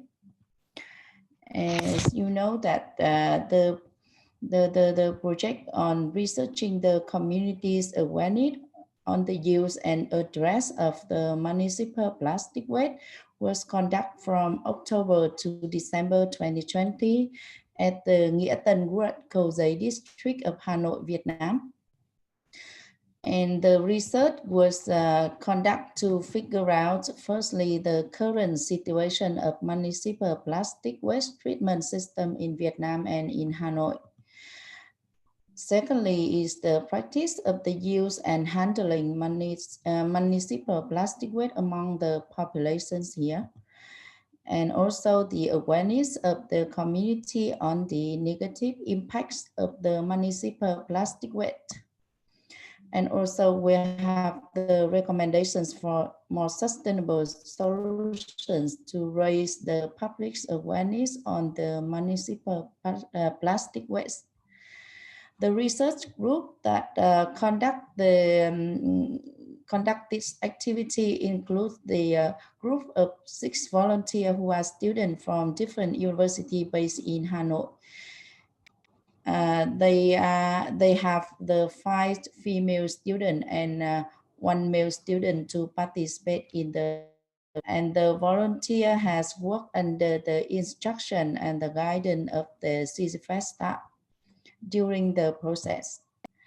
And as you know that 2020 is the year of the COVID-19 blooming.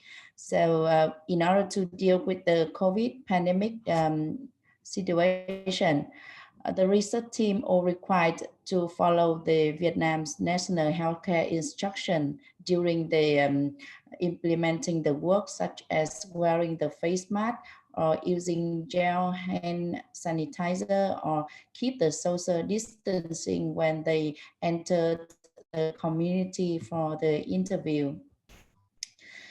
If you look at this slide, you can see on the image of the volunteer group that who has been participate in the research with CCFET.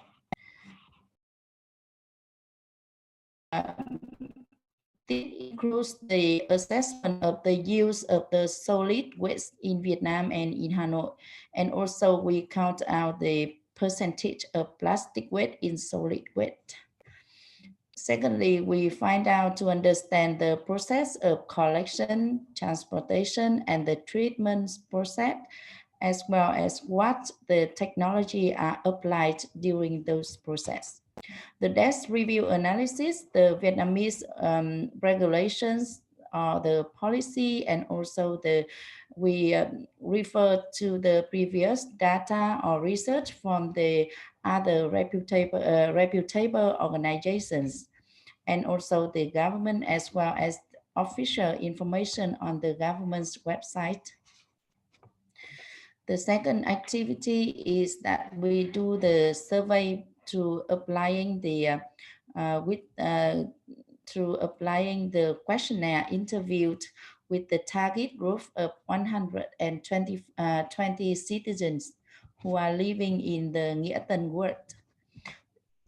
The survey has been done to find out their practice of the use and handling the municipal plastic waste, and also the assessment as well as the satisfaction of the community on the current municipal plastic waste treatment system.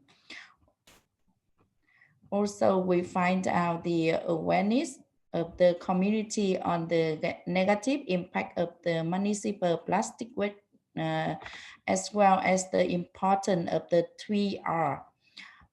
That is reduce, reuse, and recycling to deal with the environmental issues here.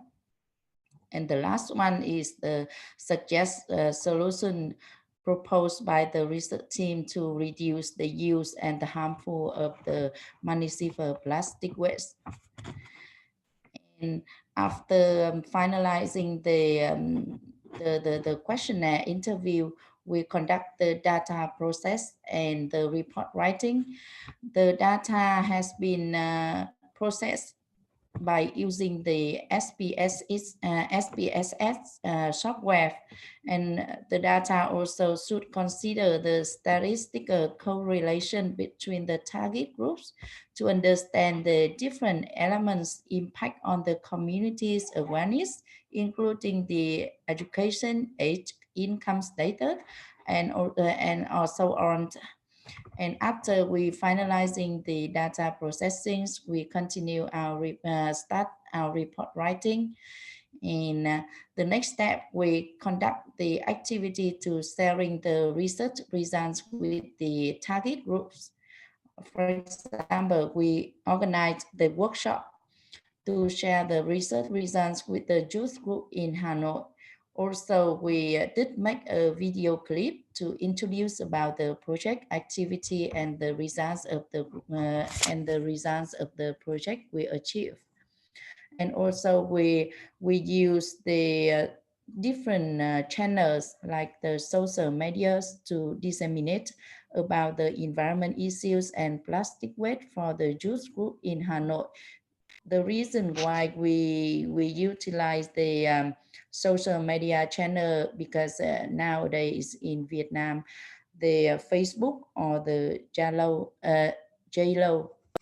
are the two most familiar and friendly social media channels to the youth here. At this slide, you can see there are the pictures that describing some of the activity during our process. For example, the student, they go to the separate household to conduct the interview with the local people, this picture. And this one shows the image of the student, they are going outside to interview the local student who's studying in the college or the university nearby the Nghĩa Tân World. And the last one is how they teamwork with each other to process the data after conducting the interviews. Here comes the study results. The first result shows that the average daily waste of the local people is around 1 kilo, and 20% of which are the amount of the plastic waste. The second shows that 50.8% of the respondents said the amount of the plastic they use and discharge has increased recently. 24.2% said that it has decreased, whereas and also the female group tend to reduce the plastic waste use and discharge more than men, and this figure out the 20% compared with the 19.5% of the male. And 19.2% of the respondents said that they do the collect plastic waste and bring them to the area for local plastic waste. 58.3% of them threw them with the domestic waste, and 54.2% do the collect for sale or donations. The student and the group of the age from 18 to 30 years old are the ones who are at least involved in the process of classification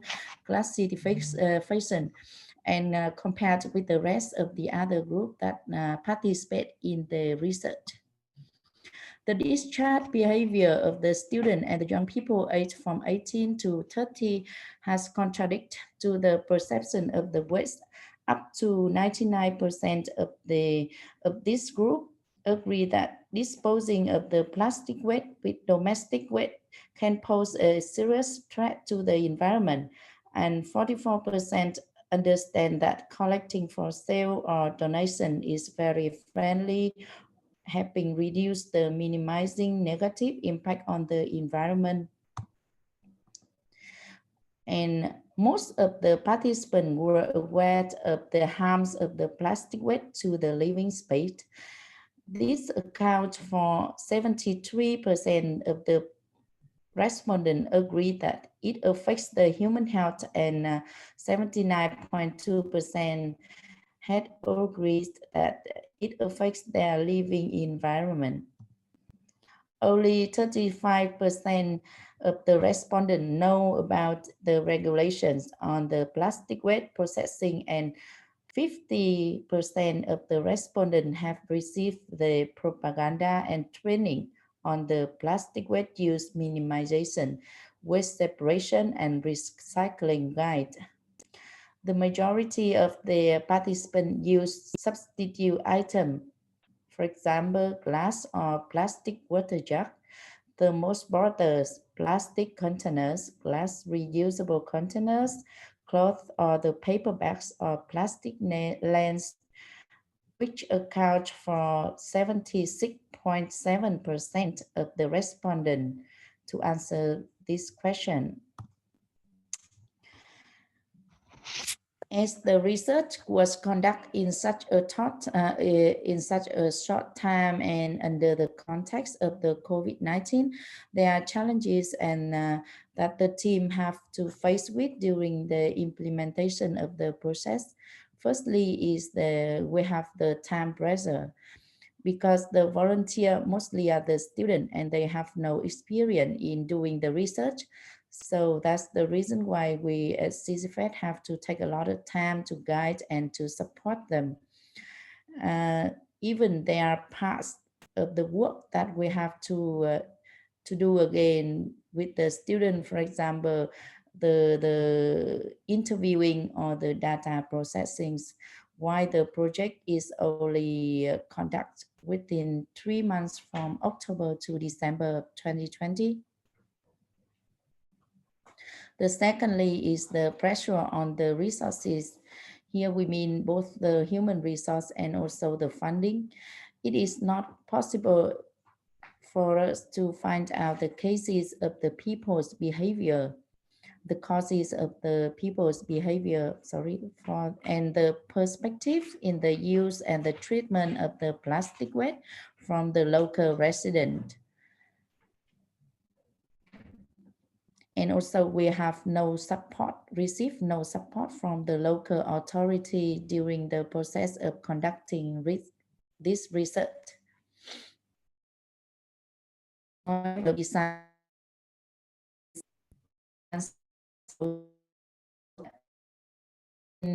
See there are some such as the enthusiasm, initiativeness from the student during the process, and also we see that all of the local citizens, when they participate in the interview, they are willing to share their views and also ready to learn if have the opportunity.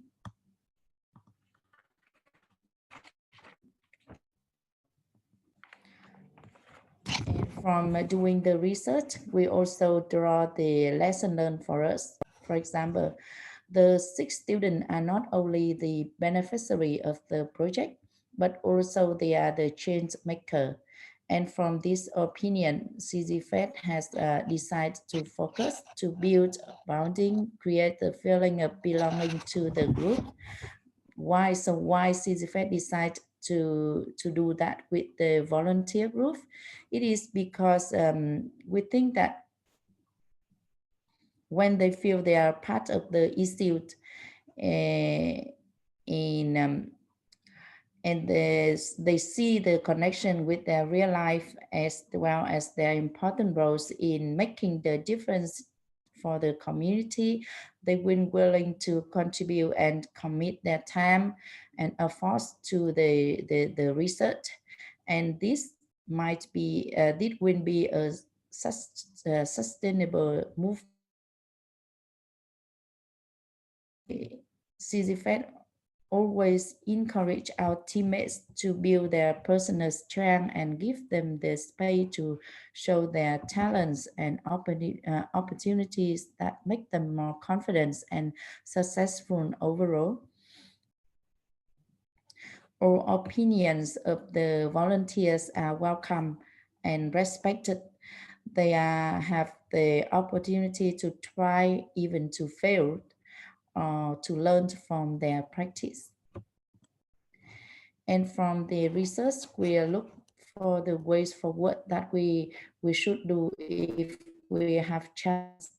Is that firstly, the student will be the core group that continue to become the advocate for the reducing plastic usage and the environment protection in the future after they have improved their research capacity and as well as their knowledge about the municipal plastic waste. They research their organizing skills through participating the whole process.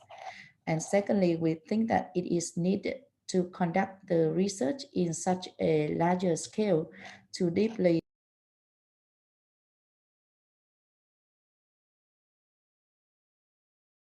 essential to continue the communication activity that has been to be conducted by the student in the future, so that we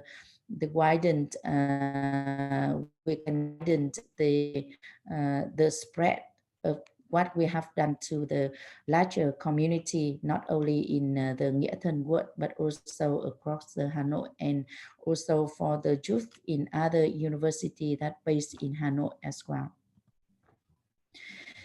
And this slide brings you the picture of the peer-to-peer communication activity on the municipal plastic waste and the sharing the research results that has been conducted by the group of the volunteer.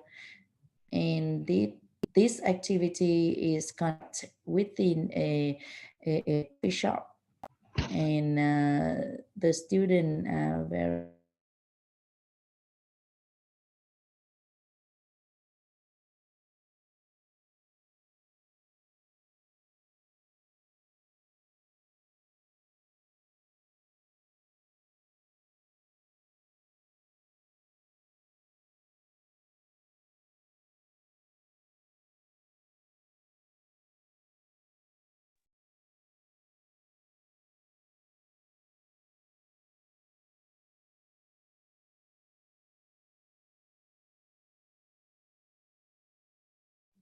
Hong Hai.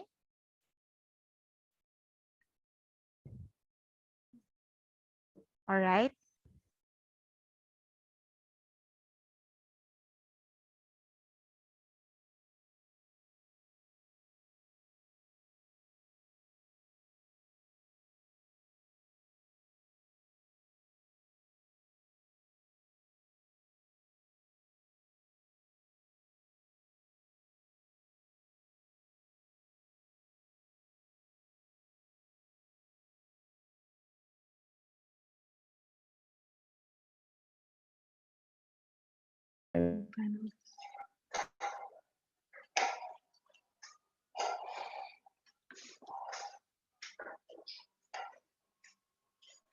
Okay.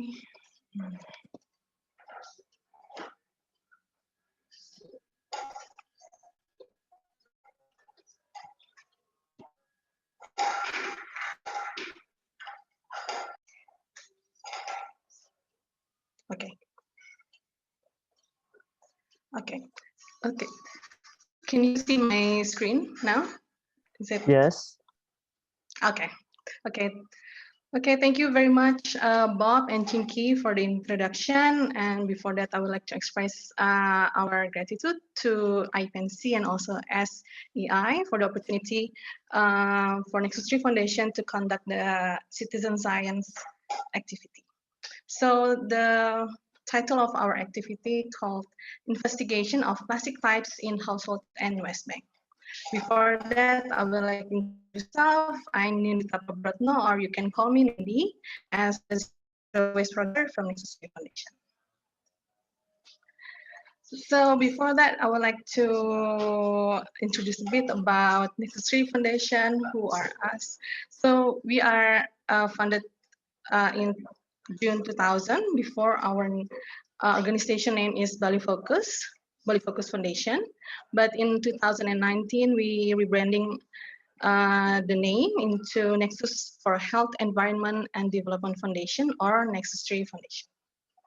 So we work with all stakeholders to protect vulnerable groups from the impact of development on their health and environment towards a just, toxic-free and sustainable future. So what we do is we address local problem and also global challenges. So now this is about the activity that we conduct. The general objective of this project is to investigate the type of plastic found in household, bank sampah or waste bank, plastic recycling facilities, and illegal dumping site where waste being burned. But actually the main objective for this activity is to identify the type of plastic found in the waste bank, To increase knowledge of the citizen group about the type of plastic found in West Bank through a plastic identification toolkit. If you see in the beginning, in the title, you can see the toolkit earlier. So that is the toolkit. And the last one is to raise awareness of plastic pollution, its negative impact to the environment and human. So the project activity conducted in Bali, because before I live in Bali, so we conducted in Bangli Regency in Bali. So we choose one of West Bank in that regency, and we invite the student from the local senior high school, a community group called the Transformers, and also official from Bangli Regency environmental groups. The activity steps that we did is first, we invited them, but unfortunately because of the COVID, not all invited can attend. So after we invited them, and then we conducted a pre-interview to find out general perception on plastic waste. And then after that, we explained the aim of the activity and demonstrated the use of plastic identification tools. We also explained the type of plastic and its codes. And after that, the participant conducted the activity independently. But from Nexus 3 Foundation, our role is just to supervise, and in case is there any troublesome with the toolkit. And after finishing the activity, we did post interviews to find out their experience about the activity. So actually it's quite simple, but very interesting. So the result from the activity is the toolkit make it easier for West Bank officers to sort plastic waste. One example that they examined was plastic bottle water, because there are so many in that West Bank. The majority of the plastic was plastic bottle water. So on the bottle stated that it was made from PP type, but when it's scanned using the tool, it contained PLA. So we were a bit wondering what's wrong. Is it because of the toolkit or is it because the bottle? The results show that the West Bank mostly 70% type of plastic is PET, and also the plastic cup.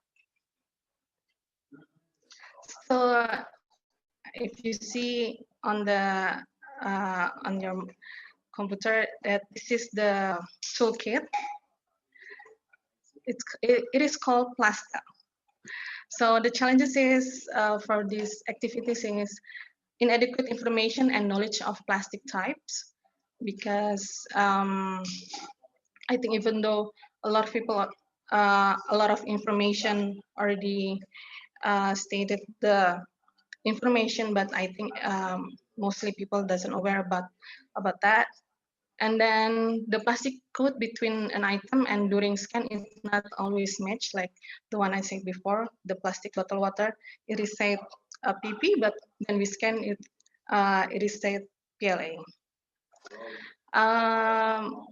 There is also a drawback for the toolkit. The toolkit only can scan bright colors and transparent, not black or solid color. Like the one, this is the plastic cup. This is they have yellow, green, white, blue, but the toolkit cannot identify.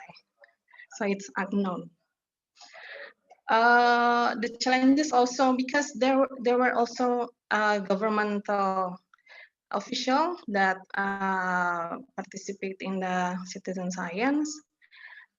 Lack of the problem of plastic waste management in that area because of lack of government leadership in managing plastic waste, governance authority, limited financing resources, lack of resource person, and also facilities and infrastructure. And of course, the last one, because of the pandemic situation, we can only visit one site. We are unable to visit other places. So the opportunity from this activity is the toolkit can reduce time to sort plastic waste correctly. And citizen science activities are not widely known and understand. So at first, the student asking what is citizen science and what is the aim and how to do it and everything like that. So this is an opportunity for us or for every organization to conduct again in the future. So lesson learned from this activity, citizen participant is essential to tackle plastic pollution and experience firsthand identifying plastic types. A new experience using this type of plastic tools, even though they need time to familiarize the tool, but once they try it, they become addicted. They always not playing. I mean, they always try with every items that in the West Bank. And of course, knowledge and awareness increase regarding plastic types and plastic with high value and safe. Way forwards, conduct a similar activity in different sites, such as plastic recycling facilities or illegal dumping site. Educational campaign is really important to increase citizen knowledge and awareness. And of course, involving multi-stakeholders can lead to success of citizen science activity. And that's it from Nexus 3 Foundation. Yeah, I hope, thank you very much for listening. And if you have any question, we can answer it in Q&A. Thank you. Back to you, Bob. Thank you, Nindy and Miss Wong Hai. So come to Q&A question. Sorry, we ran a little bit late, but we'll try to finish in 15 minutes. Let's say we have time for question and answer, 7 minutes. You can find the question and answer that already be answered in the Q&A box at the bottom of your Zoom screen. And now I see 2 more questions from Raymond. Is there LGU? I think this is local government units policy support in Indonesia, wherein the local government units can prohibit manufacturing plants to locate in environment critical areas. Maybe presenters from Indonesia can answer this. By answer it live, or you can type it in the from Indonesia can say something to that.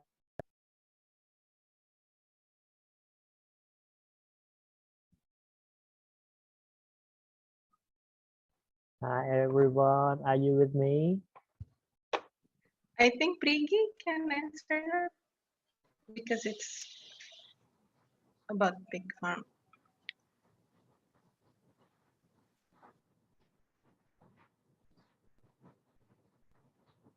Prigi, can you say something about local government units to support prohibit manufacturing plants in the environment critical area in Indonesia?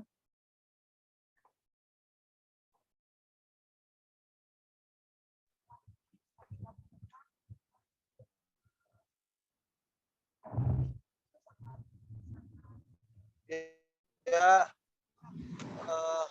local unit. What do you mean local unit? I'm sorry. So Raymond, you want to say something to that, or from my understanding is a governmental agencies or local administration units that control or take care of establish any, I don't know if I understand correctly, any factories that will be built in the area which is vulnerable or environmental important. Yeah, since environmental is not a priority our government is difficult to get attention from the government. So we must attract attention. So I make analogy that we are a drummer, we are a musician, and the government is a dancer. So if you stop play your music, so government will stop their dance. So as a community, I always, ask the community, the youth, the people as a victim of environmental to, start playing music, make something, show the problem, and the pollution information to the mass media. After that, government will respond.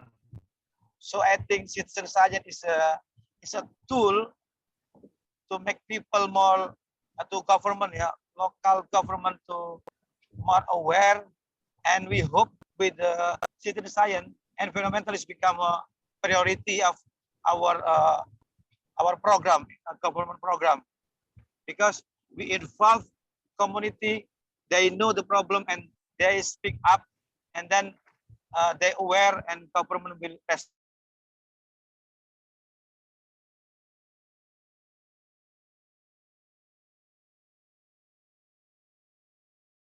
Thank you as well.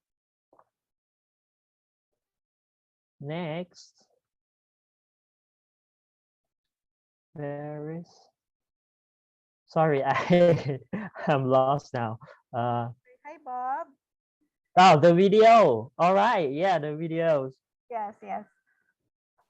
So yeah, I mix up a little bit. So let's continue with the reflections video for citizen science from our participant organizations of Ireland.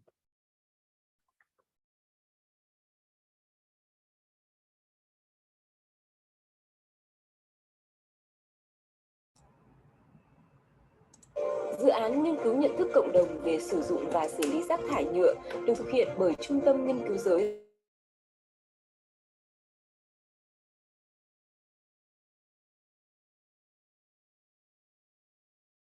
dự án. Thời gian triển khai.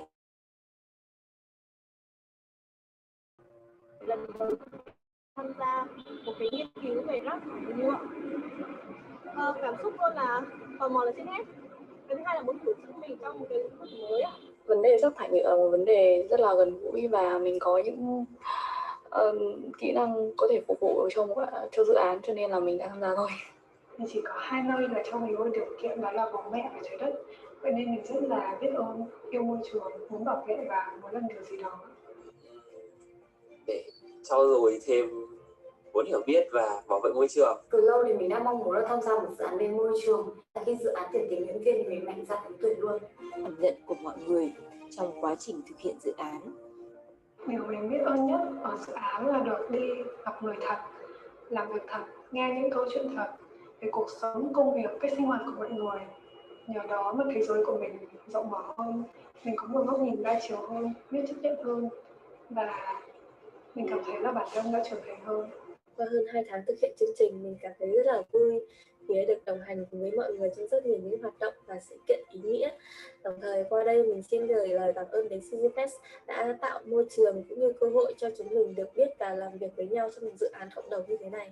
Điều mà mọi người biết sau khi tham gia dự án đó chính là bọn em được thử sức mình, được sai và được học hỏi từ cái sai của mình đấy. Chúng em may mắn có một mentor đó chị hay bọn em hay gọi là đó chị cả, luôn là sẵn sàng cho bọn em làm được sai. Em rất là biết ơn khi mà tham gia một dự án này cùng với những người đồng nghiệp của mình làm những điều mà mình chưa làm. Hai từ xuất hiện trong đầu mình lúc này chính là tiếc nuối và cảm ơn. Có thể là do chưa có nhiều kinh nghiệm tham gia vào các dự án xã hội, vẫn có rất là nhiều bỡ ngỡ và thiếu sót, thế nên là kết quả mình nhận lại không được như mong muốn. Tuy nhiên thì mình vẫn rất vui vì nhóm mình có thể hoàn thành tốt dự án lần này. Mình rất là cảm ơn CGFest và chị Thanh đã tạo điều kiện cho mình tham gia vào dự án. Rất cảm ơn mọi người đã cùng giúp đỡ và yêu thương mình. Trong quá trình làm dự án thì em học hỏi được rất nhiều những kinh nghiệm cũng như là kiến thức từ chị Thanh và các bạn. cách làm báo cáo, cách phỏng vấn mọi người, hoặc là kể cả cách thuyết trình, hoặc là làm việc với team. Em thấy đấy là những cái kiến thức rất là bổ ích mà khi mà lúc em vừa tham gia dự án, đấy nó là những cái mục tiêu em muốn đạt được. Và kết thúc dự án em thấy là rất là hài lòng, rất là vui, bởi vì cuối cùng em cũng đã học được những cái điều mới mẻ trong dự án lần này, và cũng như là để góp phần truyền tải thông điệp, truyền tải những thông tin mới tới mọi người về các vấn đề bảo vệ môi trường.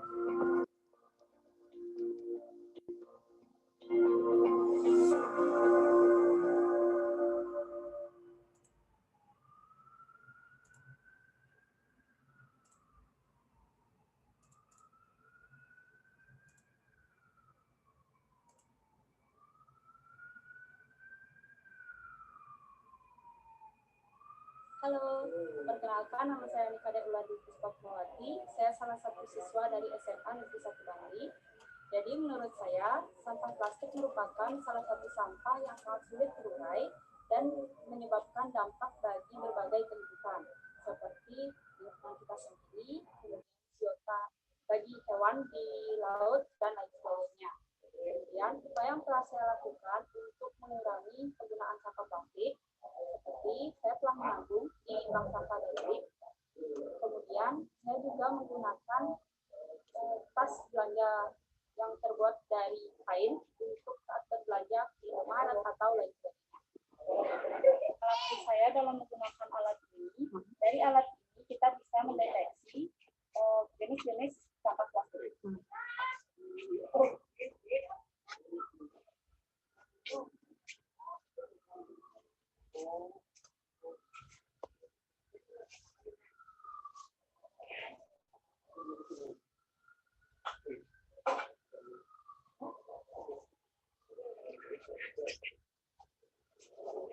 Seperti botol ini merupakan jenis PET dan botol lainnya. Dari alat ini mempermudah kita untuk mengetahui dalam memilah sampah melalui jenis-jenis sampah plastik.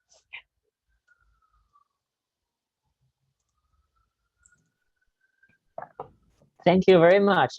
CG Fed and Nexus 3 videos on citizen science volunteers reflection.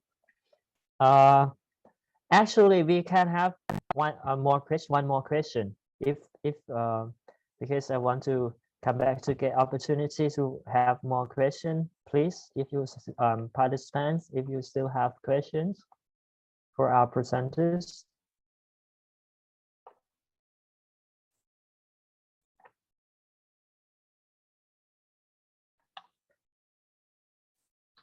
So I see no more person want to ask question. Yeah, I would like to remind everyone to do two things. Yeah, who haven't filled in the attendance sheet form, please sign your name and organization and email in that link, and also please help evaluate in the form that we send the link for the evaluation form. Thank you, everyone, and thank you very much for all questions and for the resource persons for answering all those questions raised. Now we will proceed to the closing message and launching of ebook on citizen science initiative in Southeast and East Asia by Ms. Eileen Rusero, the national coordinator of the EcoWest Coalition. Please, Eileen. Thank you, Bobby. Thank you. As we are about to come to the end of our second detox session on addressing environmental pollution through citizen science, I would like to thank all presenters who took time to prepare their insightful presentation and be with us today. It is really wonderful to learn and to have all of you in this webinar session. Thank you also to all participants for being here today and patiently listens despite connection challenges. I would also like to thank the Stockholm Environmental Institute Forgiving Ecowaste Coalition and its partners, Earth Foundation Thailand, Toxic Free Corp, Shenzhen Zero Waste, Nexus 3 Foundation, and the Consumers Association of Penang the opportunity to be part of the 2020 Regional Environmental Event Strategic Collaborative Fund Phase 2. The month of April is Citizen Science Month, and we would like to enjoin everyone to collectively use the strength of our communities and the public to get involved in research by collecting data, analyzing results, all to understand and solve environmental problems. We don't need to become scientists to be able to do this initiative because citizen science is providing opportunities for volunteers from all walks of life to learn and make new discoveries. Citizen science is a tool within our hands. You may access our Citizen Science Initiatives ebook on Southeast and East Asia that contains 10 short stories of successfully implemented initiatives to inspire you and your communities to be involved and start your journey. Again, thank you for your participation and join us again in our next detox session next month. Thank you very much, Eileen. Great. All right, and that ends our webinar on citizen science initiatives. I just have sent the link for the ebook for you to access and download. Thank you again to our presenters, our guests, Diane Asher from the Stockholm Environment Institute, and to all participants and attendees. We are happy that we continue to be connected amid these challenging times with the global pandemic. And we hope to continue this to also enhance our knowledge and capacity in addressing various environmental issues and concerns in the region. Thank you again, and let us all say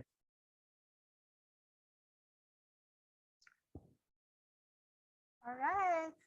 Thank you. Thank you so much. Bye, everyone. Have a good day. Thank you so much. Thank you so much, and goodbye, everybody. Bye. Bye, everyone. Thank you. Bye-bye. Safe, everyone. Thank you. Thank you. Bye-bye. Thank you, Chinky. Thank you, Bob. Okay. All right. Actually stop the live streaming, but thank you everyone again, Bob. Thank you so much for having a stable internet connection. Yeah, thank you so much everyone, to our presenters, to SEI, to Citra, and everyone, to all our attendees. Thank you so much. By the way, just to mention that we will be having another detox session in June, and that will be detox on toxic additives and plastics. And Bjorn and everyone and Sarah are also excited to help us in finalizing our concept. But thank you, everyone. Thank you so much. I'll end the Zoom webinar now. See you again soon. Thank you. Thank you so much. Thank you. Bye. Bye, everyone. Bye. Bye.